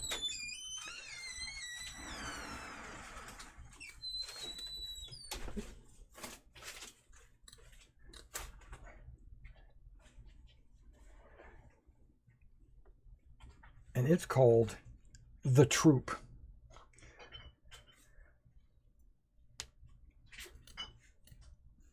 It's a World War II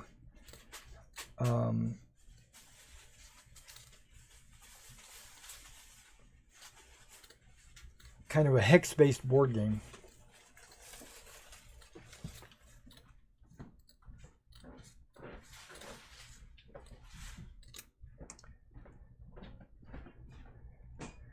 But like when you move your infantry, and it's man-to-man. So one tank is one tank, one man is one man.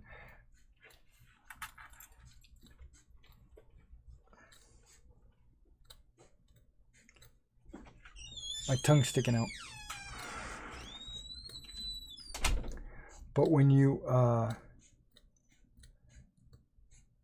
move your guy, like your tank, it drives down the road, and when you move your men, they go running. You know, it's actually, and you can turn that off. You could just click where you want them to move, and then boom, they appear where they are.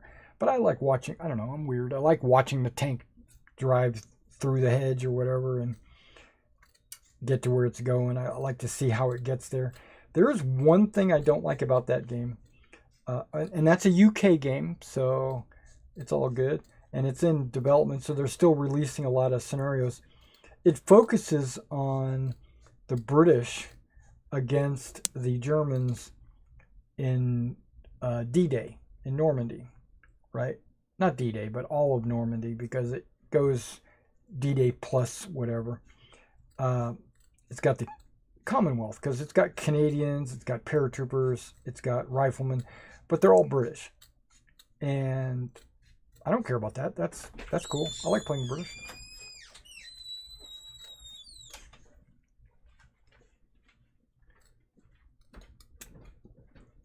And I think the newest scenario is against Panzer Lehr. And a couple of patches ago, now you can play both sides instead of just the British. So I could play the Germans if I want.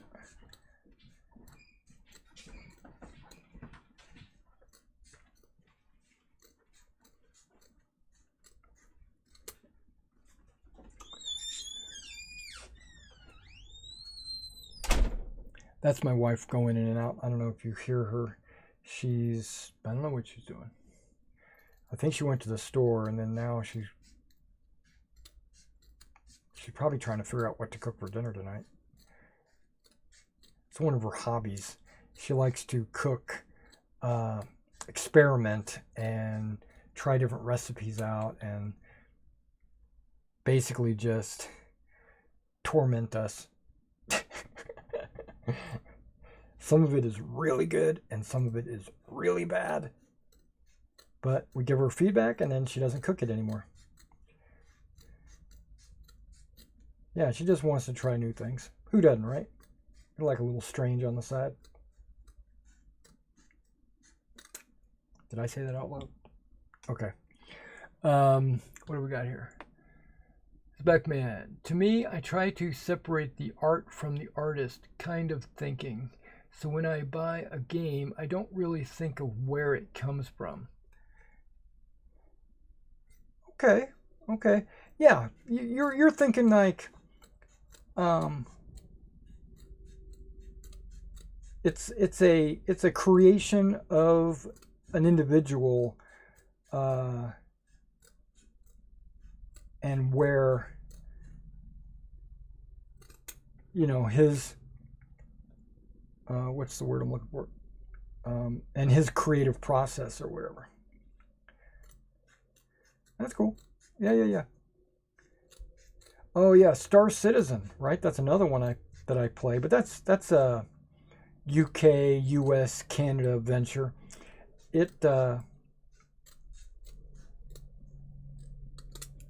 It's way in development. I mean, it's probably a few more years out before it's coming out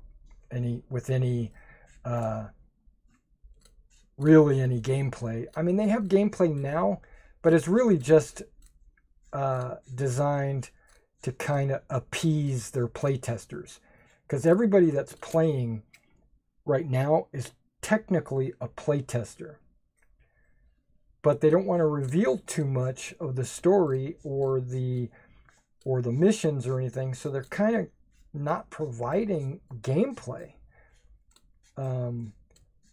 But they give you enough just to wet your whistle, And I understand that. I mean, I don't mind. It's just that I've done it all, so I kind of only go into Star Citizen maybe once or twice a month just to see what's changed. And there's a new patch coming out that's going to release a whole nother star system. So I'm going to be excited when that comes out. I'll probably do a few videos of that. But I haven't played Star Citizen in a long time. Haven't even installed it. I mean, it's installed. I haven't, loaded it. Let's say that. But the Troop, right? The Troop is really fun.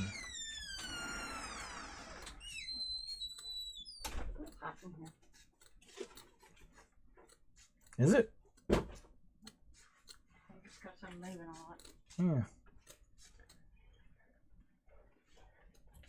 Got your jacket on and stuff.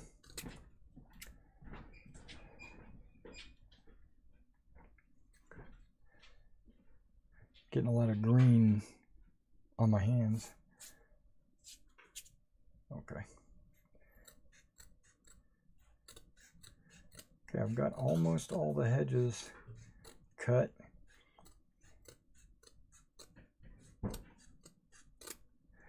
And I'm going to use the same glue to glue this to these popsicle sticks. And I've noticed with these hedges, I'm not doing drastic up and down. I'm doing basically just a gradual, little slow, you know, this, it's probably not even worth doing. I probably should just cut it straight across, but I don't want to do that. I want to give it a little bit of randomness. You probably will never see it on the table. It'll probably all look the same. All right, got all those. Now we'll have to piece them into these. What do we got over here? Charles, going to have to leave shortly to pick up granddaughter from school. It's half day. Okay.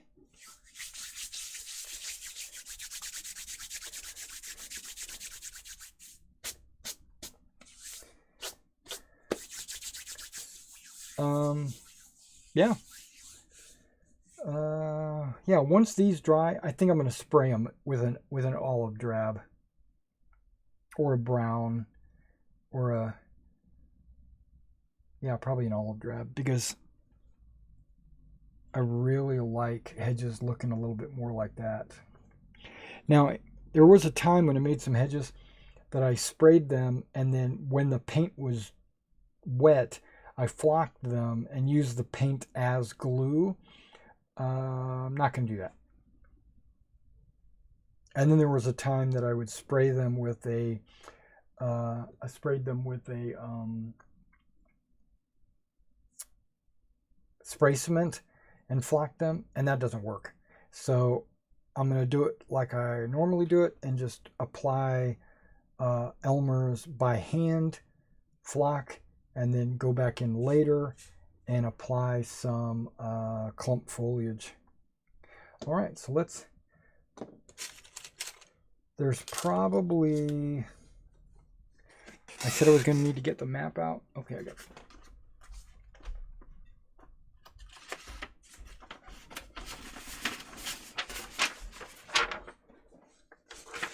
Okay, there's my map.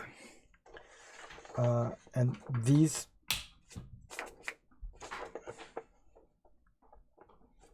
I don't know what that is on there. Looks like it's part of the picture, but it's not. Okay.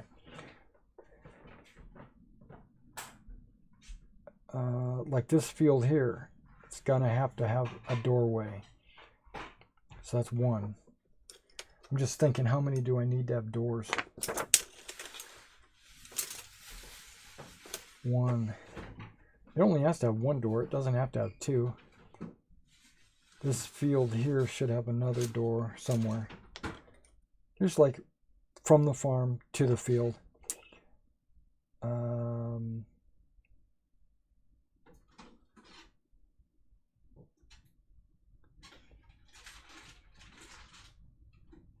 Most of these can get from the road down. Up here we need, okay, I think I made a roadway there already. Looks like another one there. I could probably make another one there.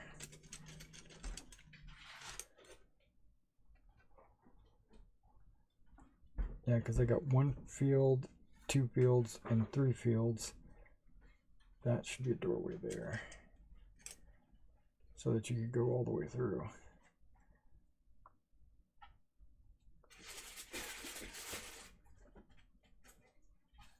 I think that one needs one more, and that one probably needs one more.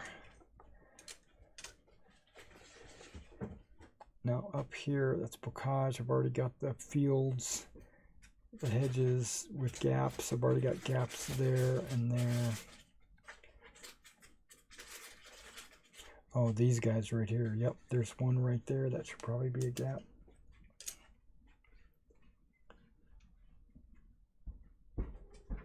That's got a bocage next to a hedge, but I think I just connected the hedge directly to the bocage. So I'll probably do another one. And there's no penalty for doing extras.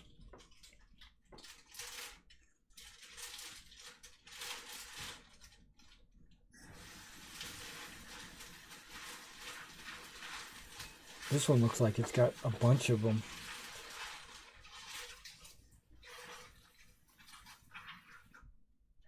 Oh yeah, up here.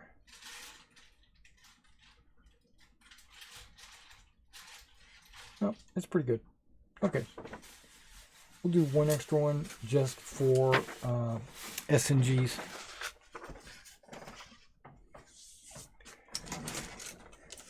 Okay, so these will all have gaps in them.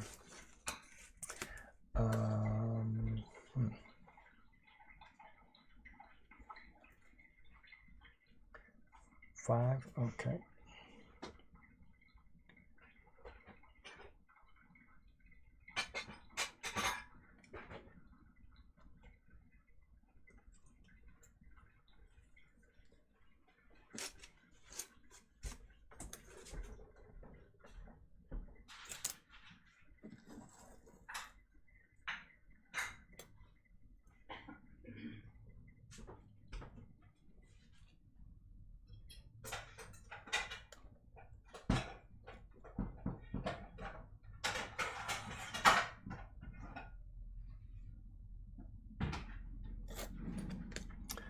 What I'm trying to do is, so what I'm trying to do here is,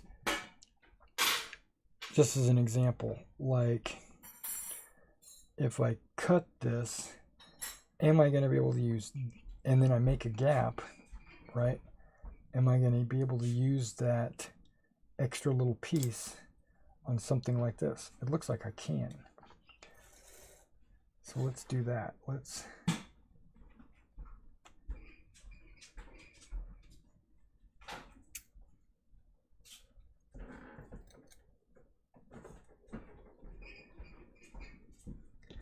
okay, so that little piece, no problem. And then this, if I cut it, I can,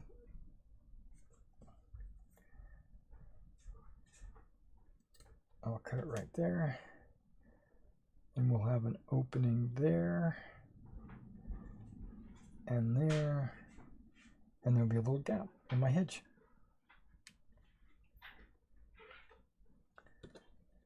So far, so good.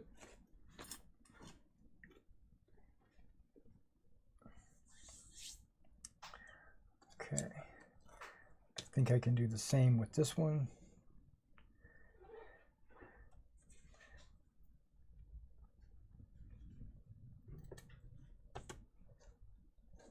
Boop. And then I can do the same. Yep, there'll be a gap like that.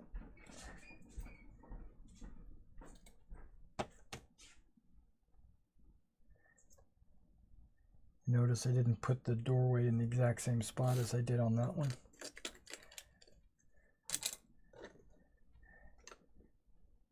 I could also make like little fence posts or like a gate or something, but I don't think I'm gonna do that. I'm not gonna go that crazy.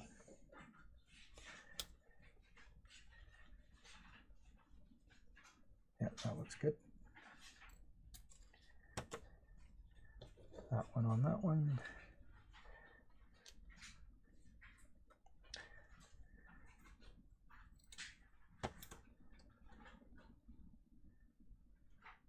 That one on that one.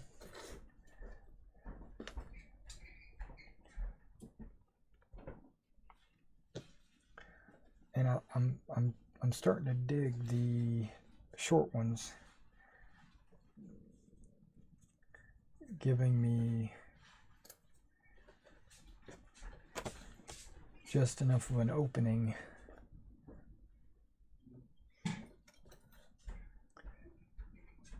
Because see, the opening would be that big.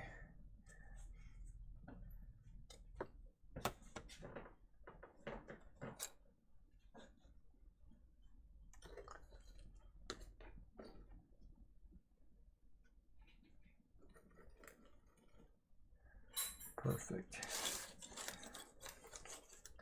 Okay. Now, if I cut this much off of one, see, now we're starting to get into the era of, if I cut this much off of one, there won't be enough to do one stick.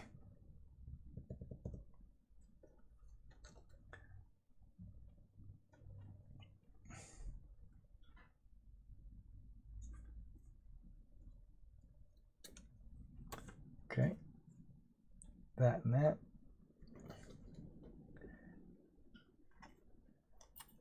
Let's take these brown ones off to the side. I'm going to save those. Okay, so this would be, it's not too big of a gap, but it's still pretty, it's not exactly what I want.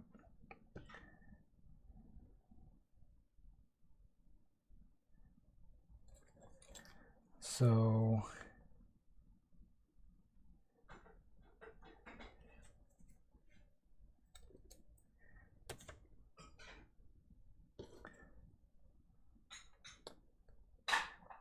all right, now this can still be used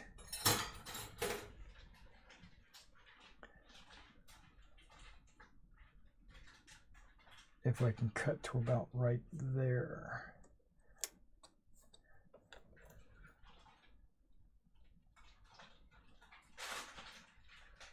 That's probably too big. Yep, there we go.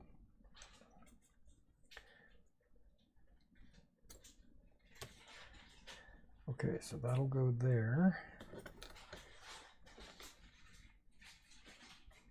Oh, static electricity. What the heck? Oh, that's got some static electricity.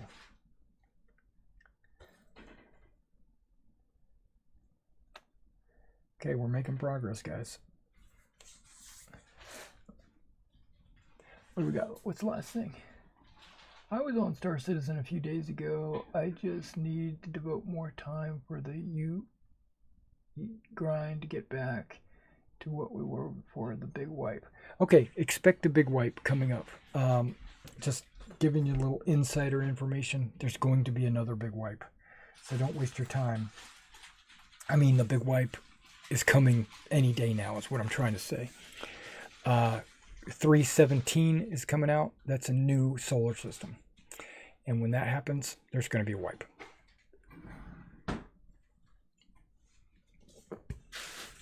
Because not as a penalty or anything, but mainly just to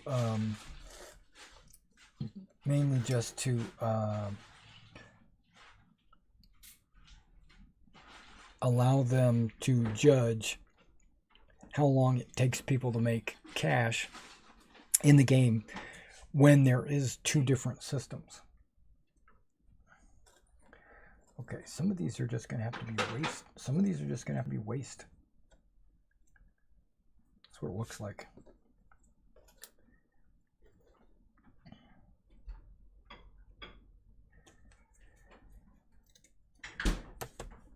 I don't want there to be, but there's going to be.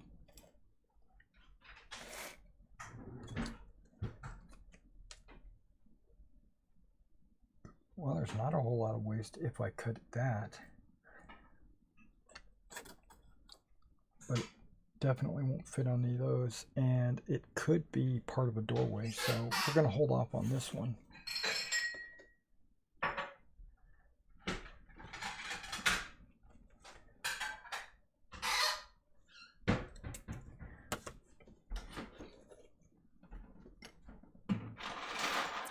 Does this fit on any of these? No. It's too short for all of those. So I could make... Yeah, I could do that.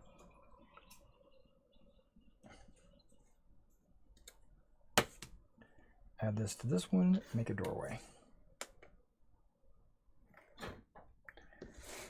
I just can't wait for a Star Citizen to become more of a real game, if that makes sense. I want it to grow up and be an actual game, I will spend too many hours on it when I can actually go from system to system and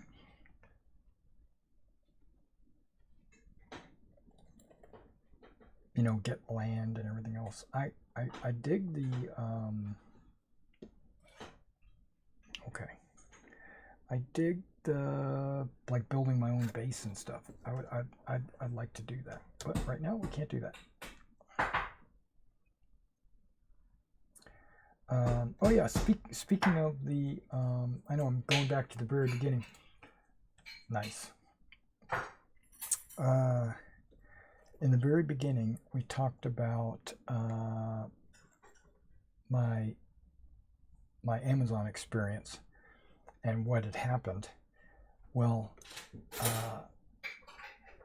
what that means is I got the box in, right? They hit the beach, and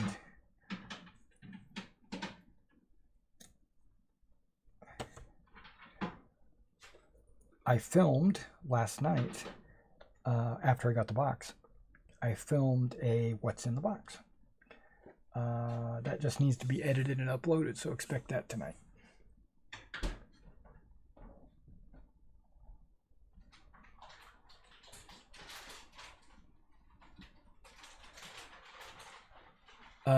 They made a comment a couple of days ago about the desync issues that they're having. They've solved half of it. Apparently, there is a location desync and a time desync. And apparently,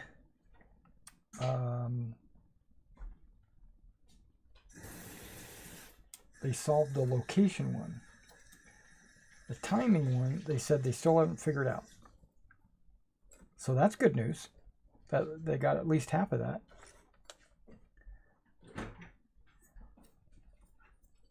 Okay, I don't know how I'm gonna. I don't know what I'm doing. Okay, I've got enough green that I can have a little bit of wastage. I'm trying not to have wastage. Oh wait, where'd this guy come from? Okay, but if I okay, that's not what I was cutting. Even though they're very similar in size.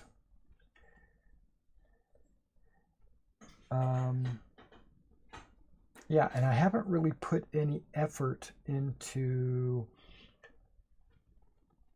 squadron activities or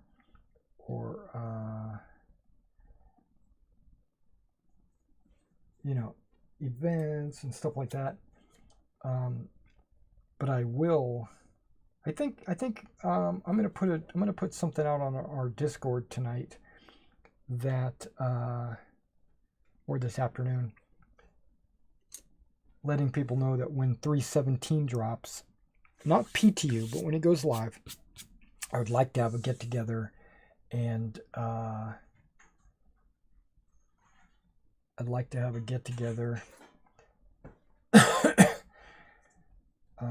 and check it out together or whatever, get.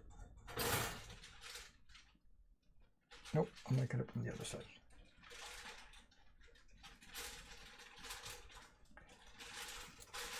Okay, just because of the way the cutting worked, I thought it would be better to cut it from this side. Okay, now I could take a bunch of these and just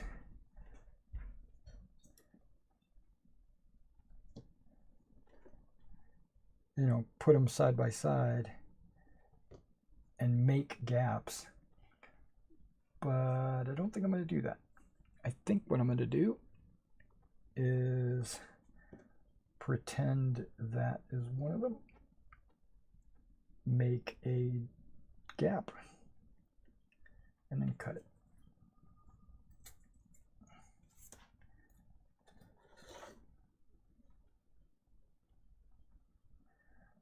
And then I wonder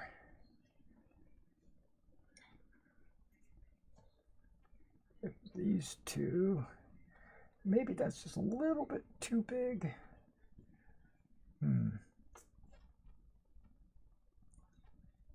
Yeah, maybe that gap is just a little bit too big.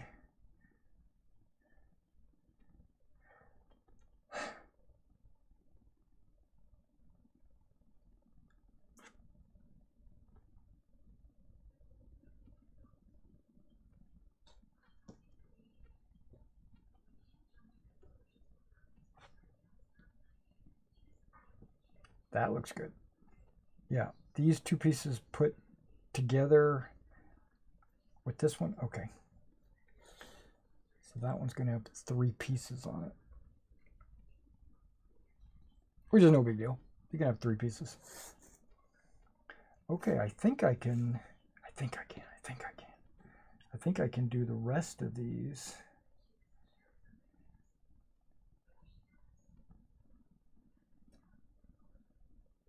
Just using these fragments.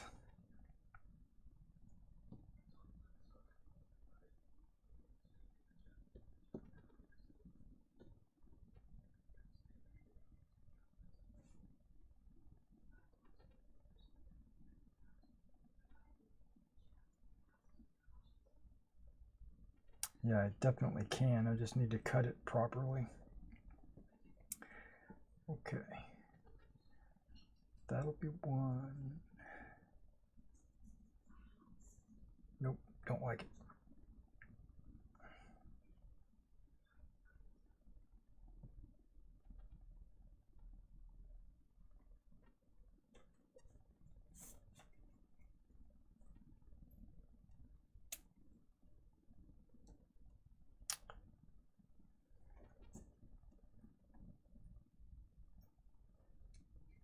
Okay, that's going to be a 3-piecer as well.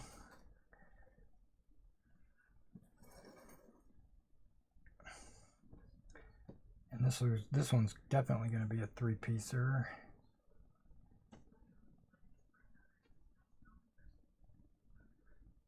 Yep, that works. That's only about a Jeep width. Probably could go a little bit wider, but not too worried about it. Okay. All those work. Now these guys should be able to fit these guys straight up. So let's kind of clean up a little bit.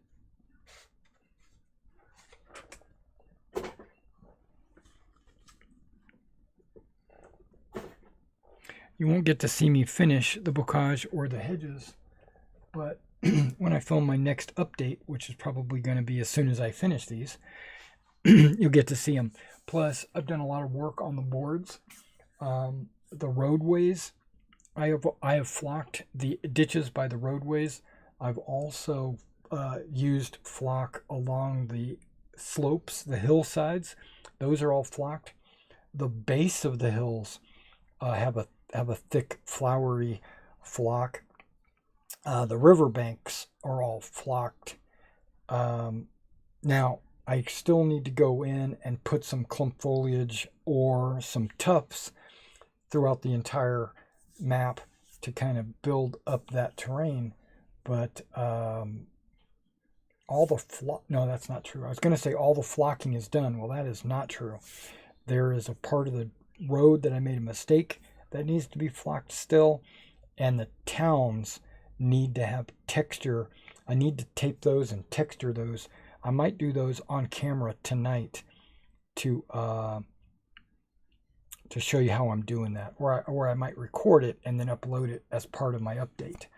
But that's all going to be tonight. Yeah. Well, I see we've gone over. It's 1:30.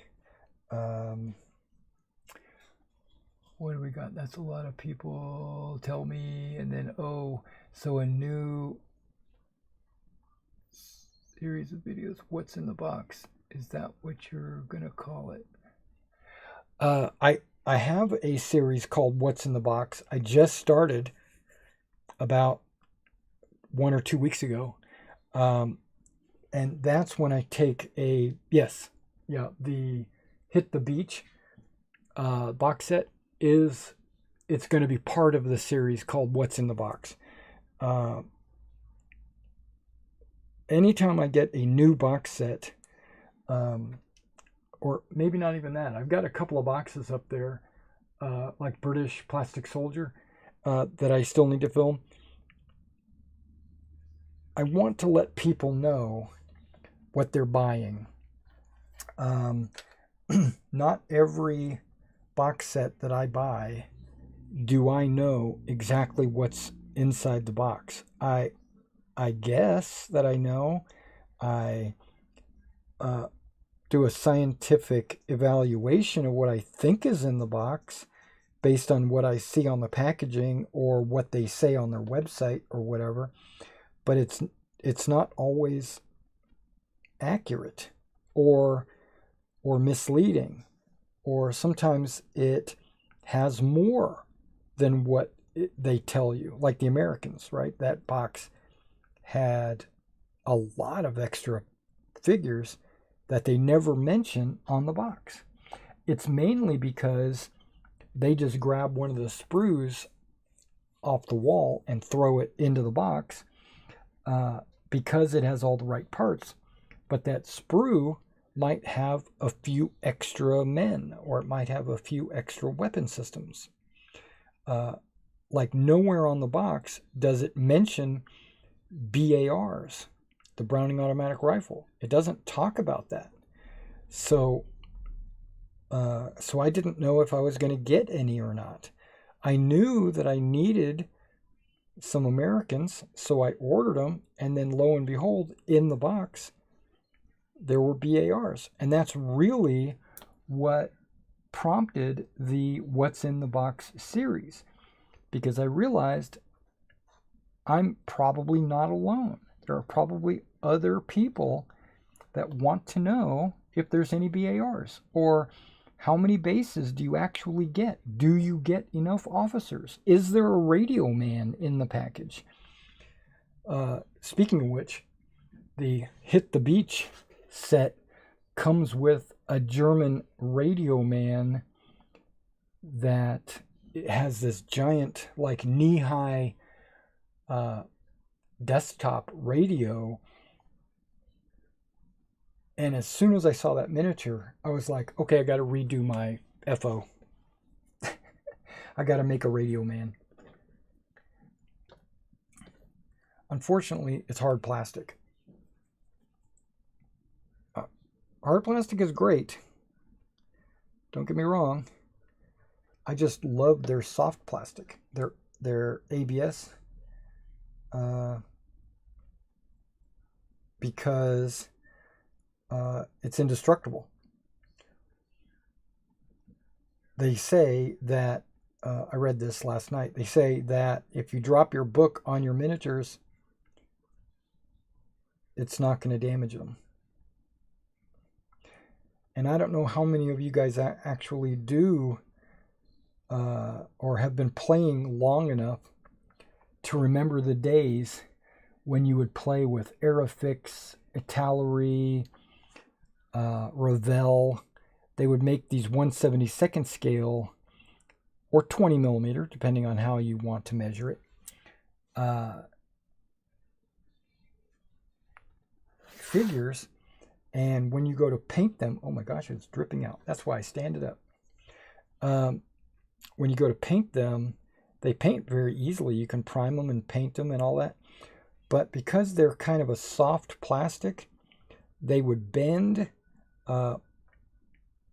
and they would, the paint that you had painstakingly painted onto those figures would chip off or flake off no matter how much washing of the plastic and the mold release and all that. It doesn't matter.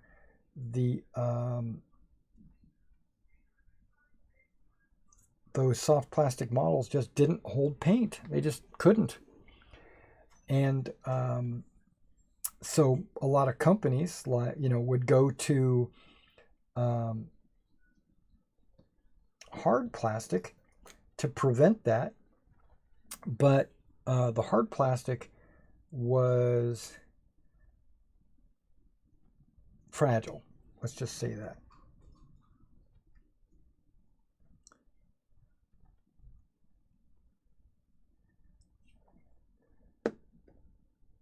And they would crack.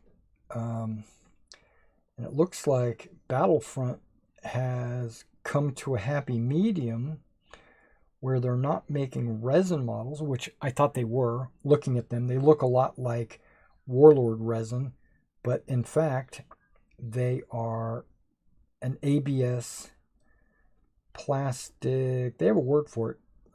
Plastic craft? No, plastic. They call it something, but it's an ABS plastic, which is a flexible, not soft, it's a flexible plastic. So it's a lot like the resin from Warlord, almost exactly. That's why I thought it was that. But apparently it's not. And the molds are not those rubberized molds that you see for hard plastic. They're actually metal molds.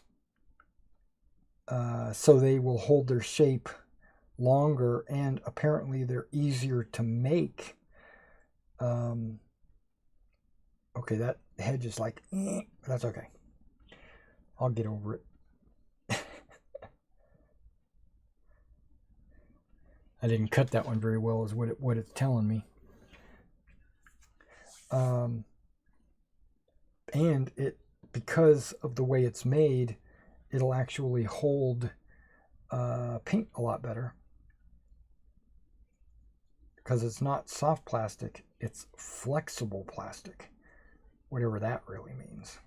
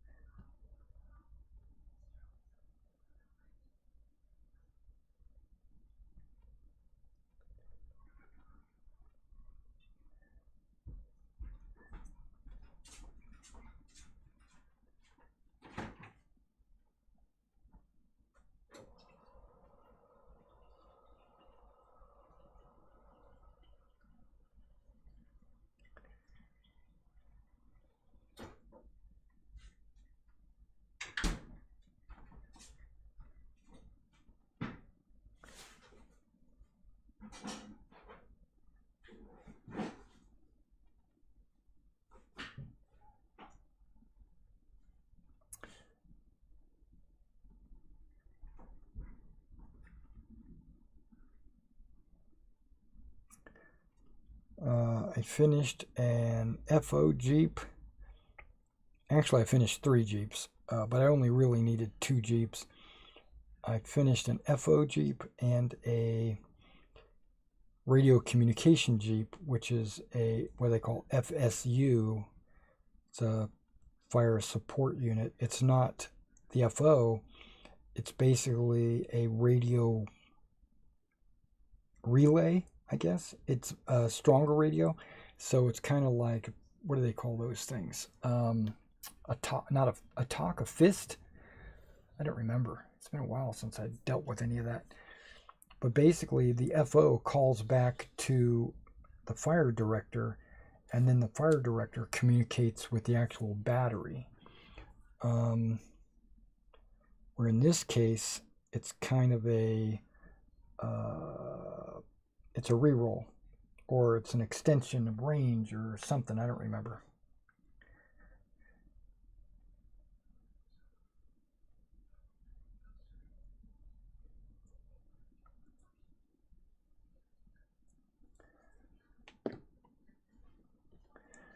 But I did those, and then I did a recon Jeep as well with the 50 cal on the top. But that could be any machine gun. That could be a 30 cal or whatever. It's just the 50 cal is what came in the package. And those are infantry, regular Joes. Those are not paratroopers. So, which is perfect because they're supposed to be glider troops anyway, because the Jeeps would have came in via glider. And and the so I just painted them up as regular line infantry guys. Okay, there's a little bit of something on this guy.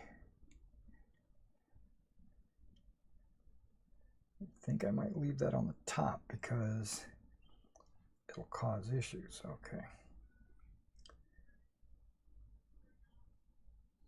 So when I flock it, that'll just be part of the bush. And so I gave them their 82nd arm patches, which at this scale, all I did was put like a red box on their back, on their shoulder, because I can't get the little AA on there. There's no way. And even if they made like 15 millimeter decals, shoulder decals, I wouldn't use them. Why? Because it would just be too hard to put them on there. They would just be, it would just be way too hard to put a 15 millimeter arm decal. I have problems putting arm decals on 28 millimeter figures. I have a customer who had me do some British commandos, and he provided me with their arm decals and their rank insignia and stuff, and I was like, oh my lord, it took me a whole day just to do all those decals. Well, there was 150 models, but still. Now, their arms, they don't have just one decal. They got one on both shoulders. So, yeah, that was an all-day prospect. I actually charged him $1 extra because of it.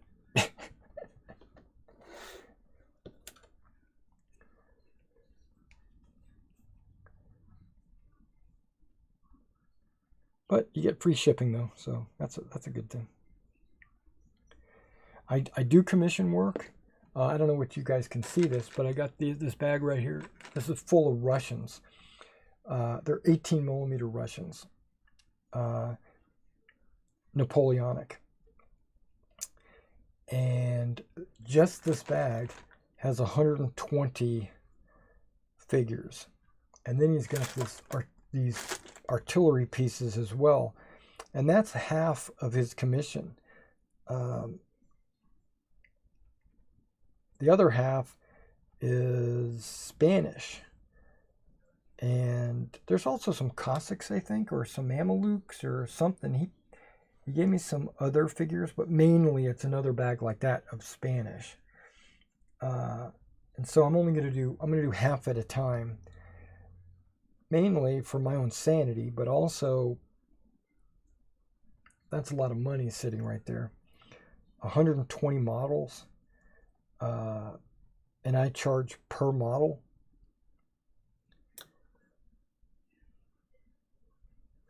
That's like a $600 commission right there.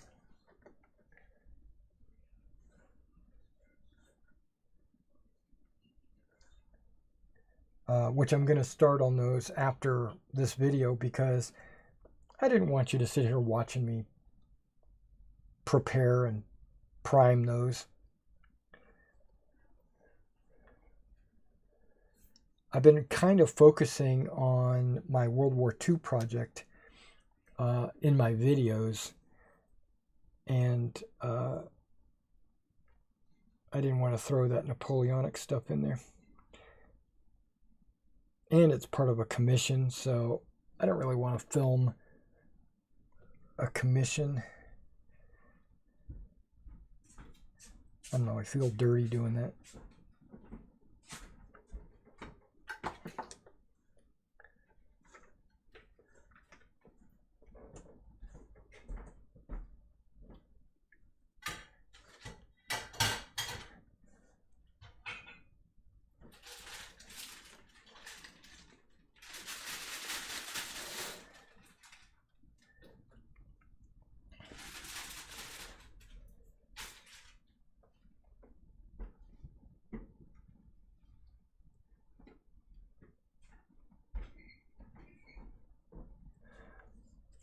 my point was, I have people that have commissioned me to do certain models for them, and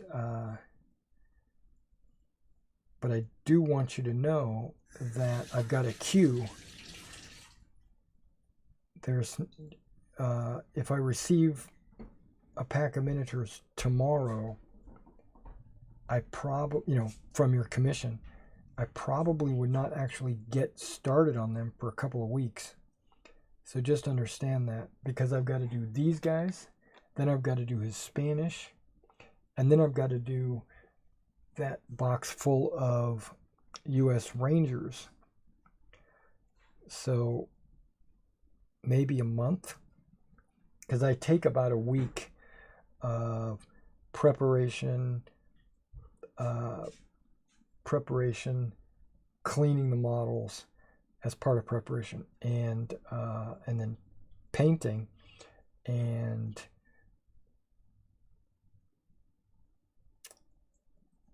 yeah. And if you want me to base them, I will base them. But if you don't want me to base them, like this guy, he doesn't want me to base them because he has his own unique way of basing miniatures, apparently. And so he wants to do that on his own. So that'll save you a little bit of change, because normally I base for free, but only if I have the bases. I'm not going to go out and buy bases. I'm not going to go out and buy a base and then have it be free on your commission. But if I already have the base and you want it based, I'll base it.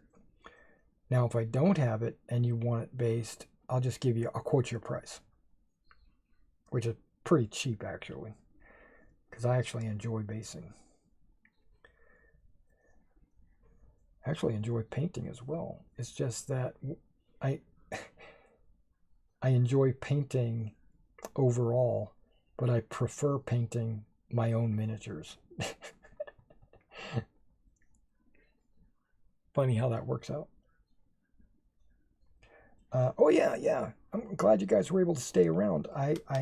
Final thought.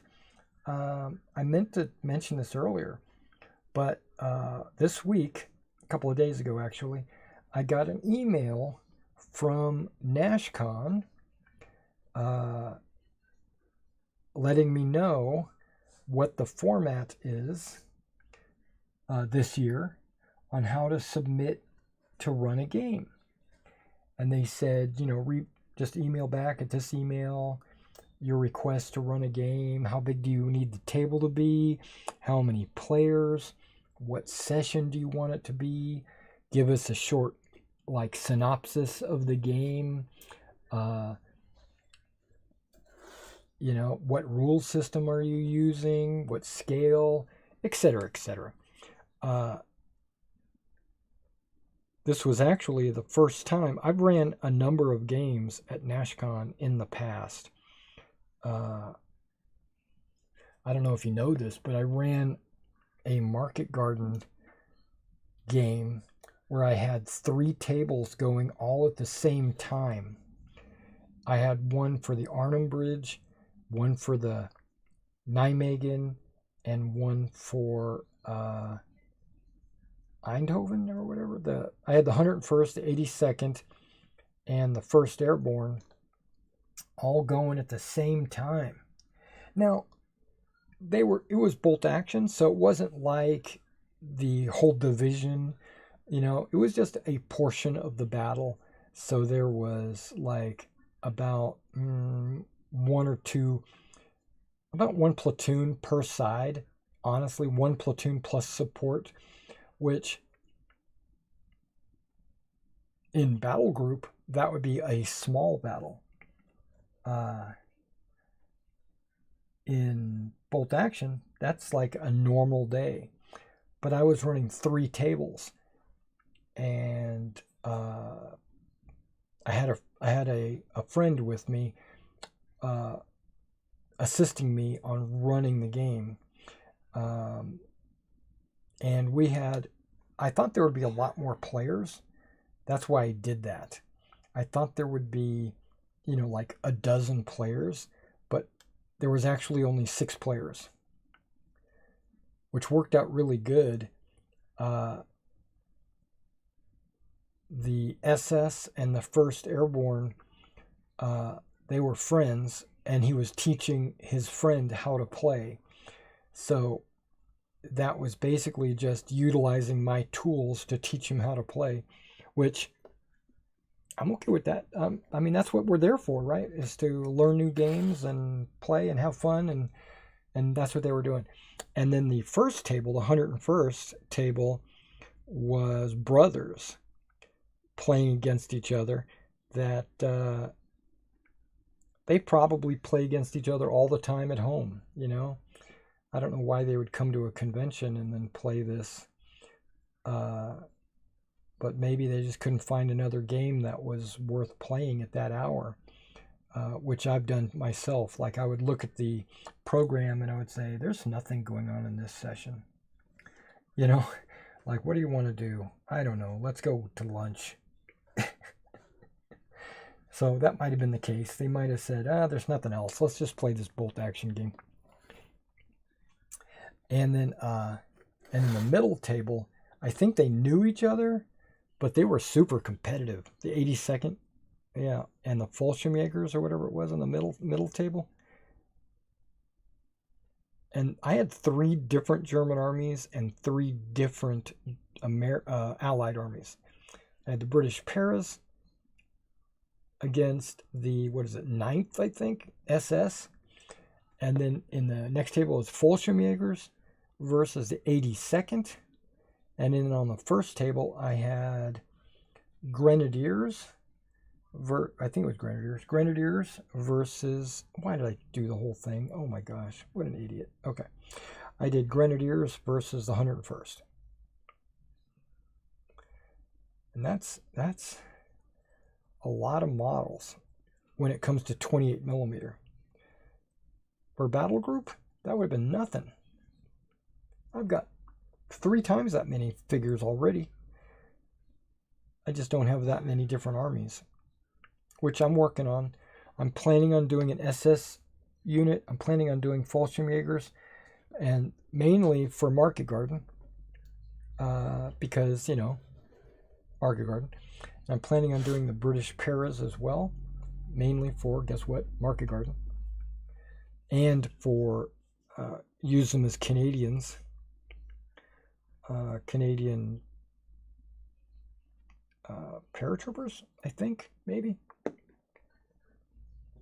And I want to do Pegasus Bridge and all that as well, so I'm going to do British Paras.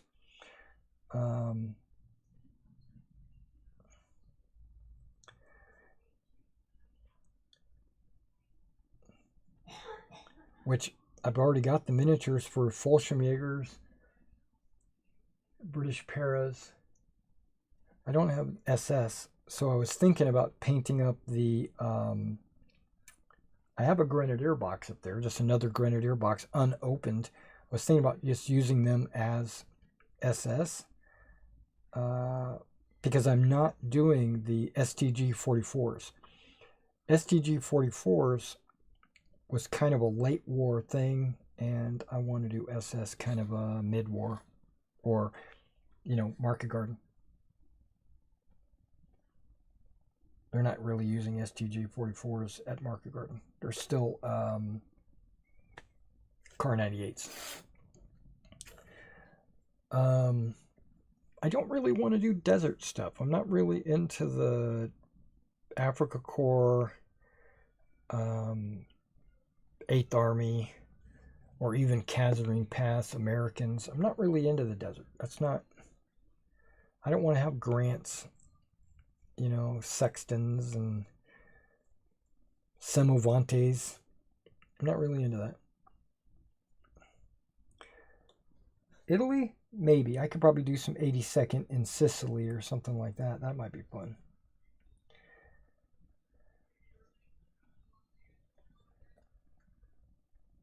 But yeah, I'm diversifying is what I'm trying to say. I'm going to have a lot of different types of armies so that depending on whatever the scenario is that we want to play, I should have the majority of the figures for that. And then if it's something that we can plan ahead for, then I would just grab whatever extra figures I might need for that scenario.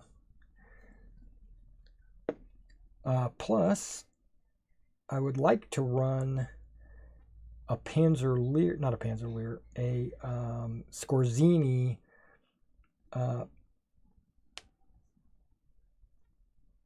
what is it? Piper. I'd like to do a Piper campaign. I have a Piper campaign from a game called Easy 8.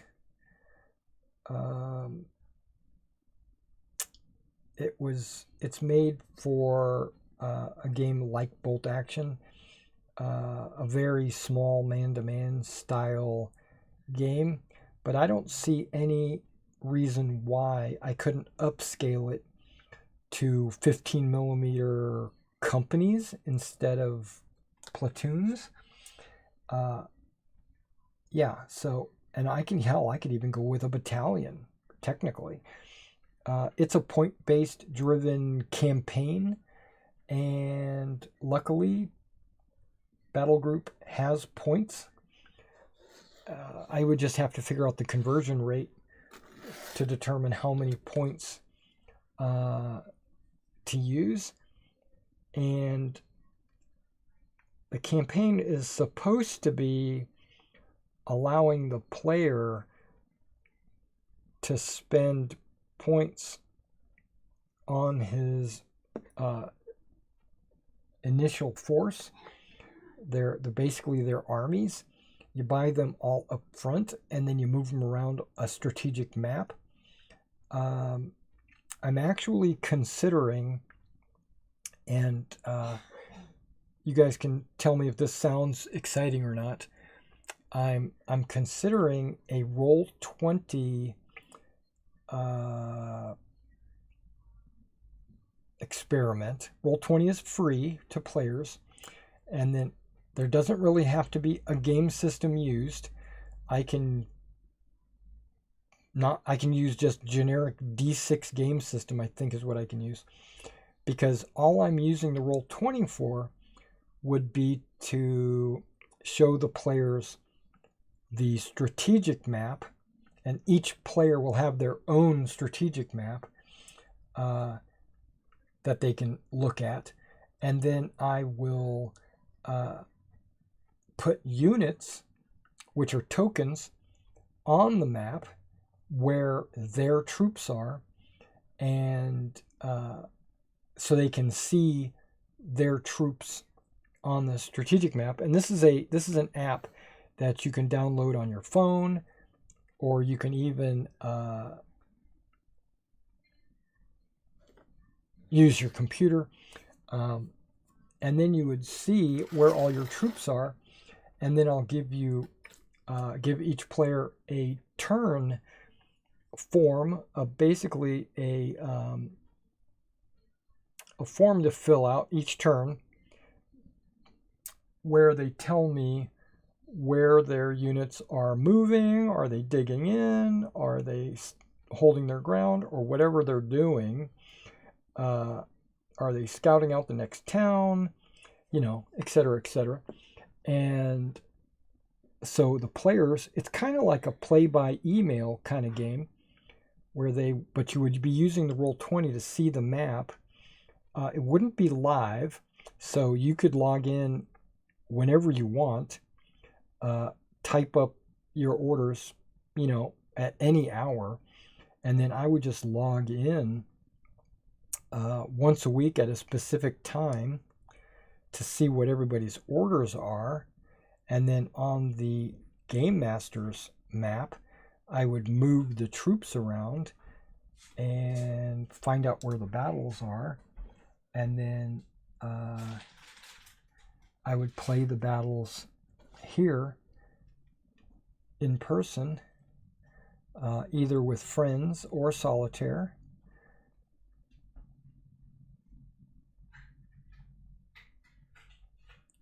and then when the battles are all over, repost them. Either maybe even film them and then post links to the video so you could watch your units fight it out.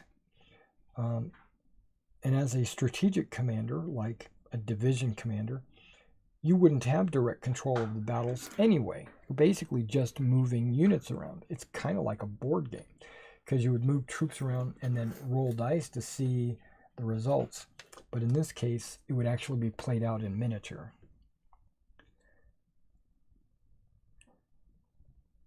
I thought about it. I thought about doing that. And that way, people from all around the world can play as a unit commander. And they don't have to worry about being online at a specific time of a day on a specific day, because you would have a whole week to submit your orders, and you could do that at any time of the day.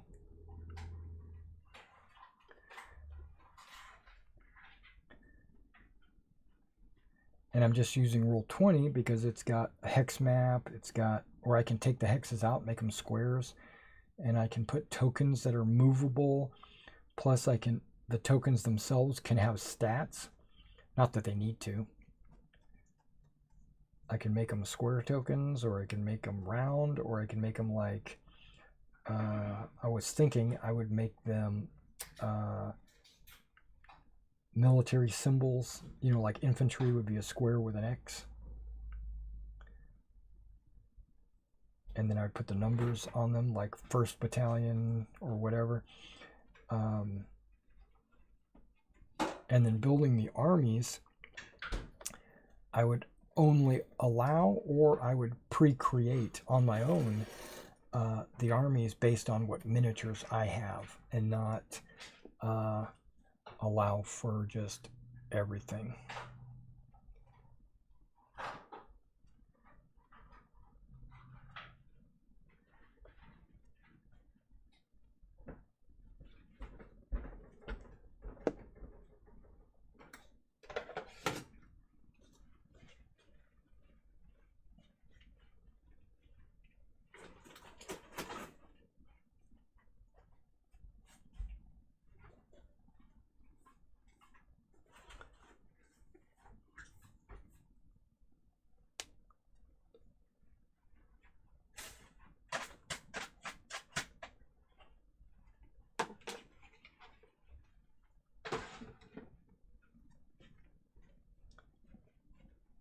Alright, that gap might be just a little bit too big. You know what? I'm going to put it like this.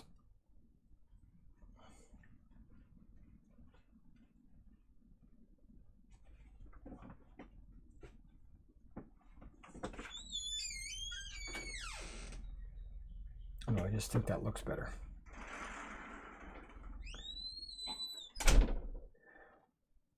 Oh, wait, what was I saying? Oh, yeah.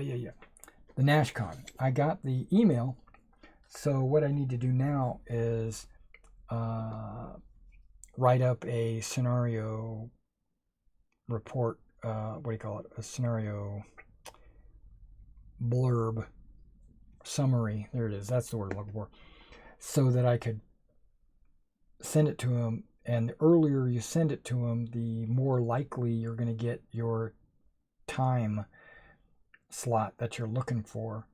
I'm thinking I want the afternoon slot, but mainly I might like a morning and afternoon slot. What do you think? The morning slot means I'm the first one to set up on that table. Nobody else will bother me.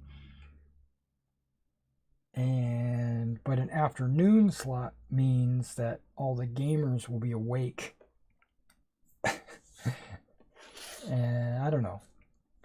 But if you're going to a convention, you're going to want to be awake. And I'm thinking Saturday. Everybody wants to play on Saturday, right? So everybody's got their game that they want to play. And it's going to be, I think it's going to be more competition for players. So there's going to be people,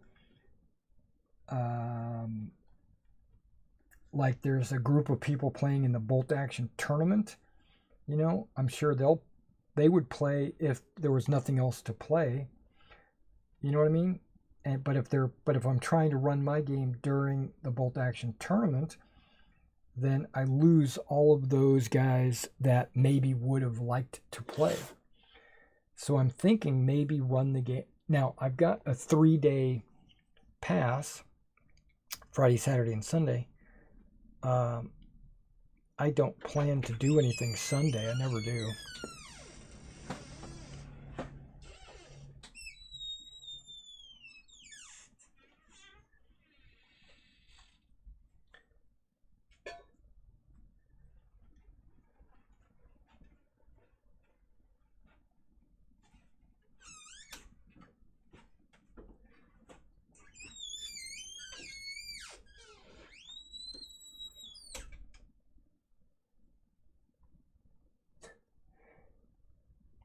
In and out, in and out.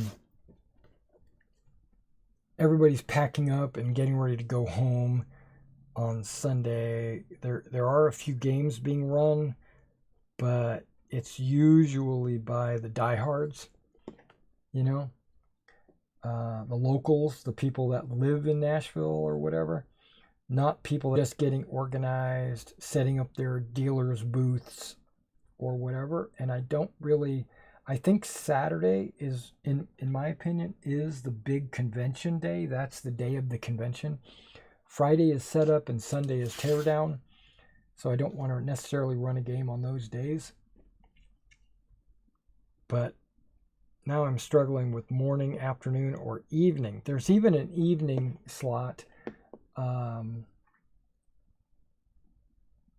But are people worn out from the day's activities? This is a short hedge, and I wonder if it's even worth it. But there is some reason why I cut this piece out. I don't know what it is. We'll have to figure that out.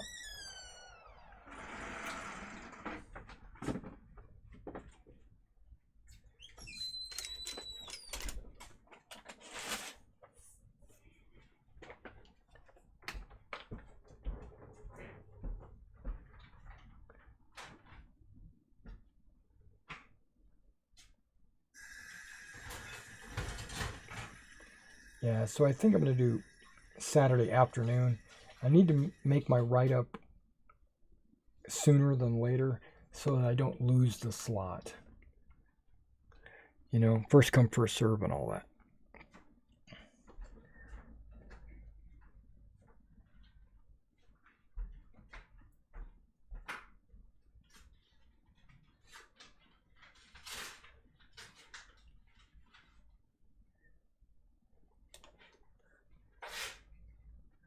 All right, guys. Well, it's been longer than normal. Been on here for over 3 hours. Normally, I just do 2 hours. I still got a lot more to do on these hedges. Got to do all these.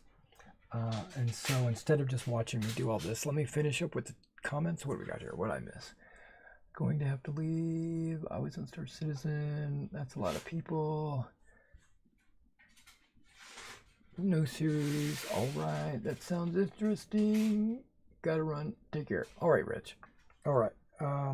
Yeah, so I'm going to go ahead and end the video right now. I'm going to finish these, and then I'm going to edit the what's in the box video and upload it. And then also later tonight, I'll do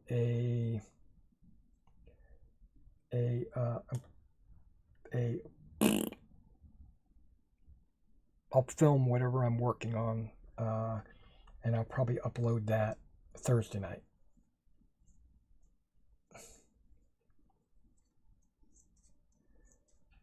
And I'll probably start working on those sometime today as well.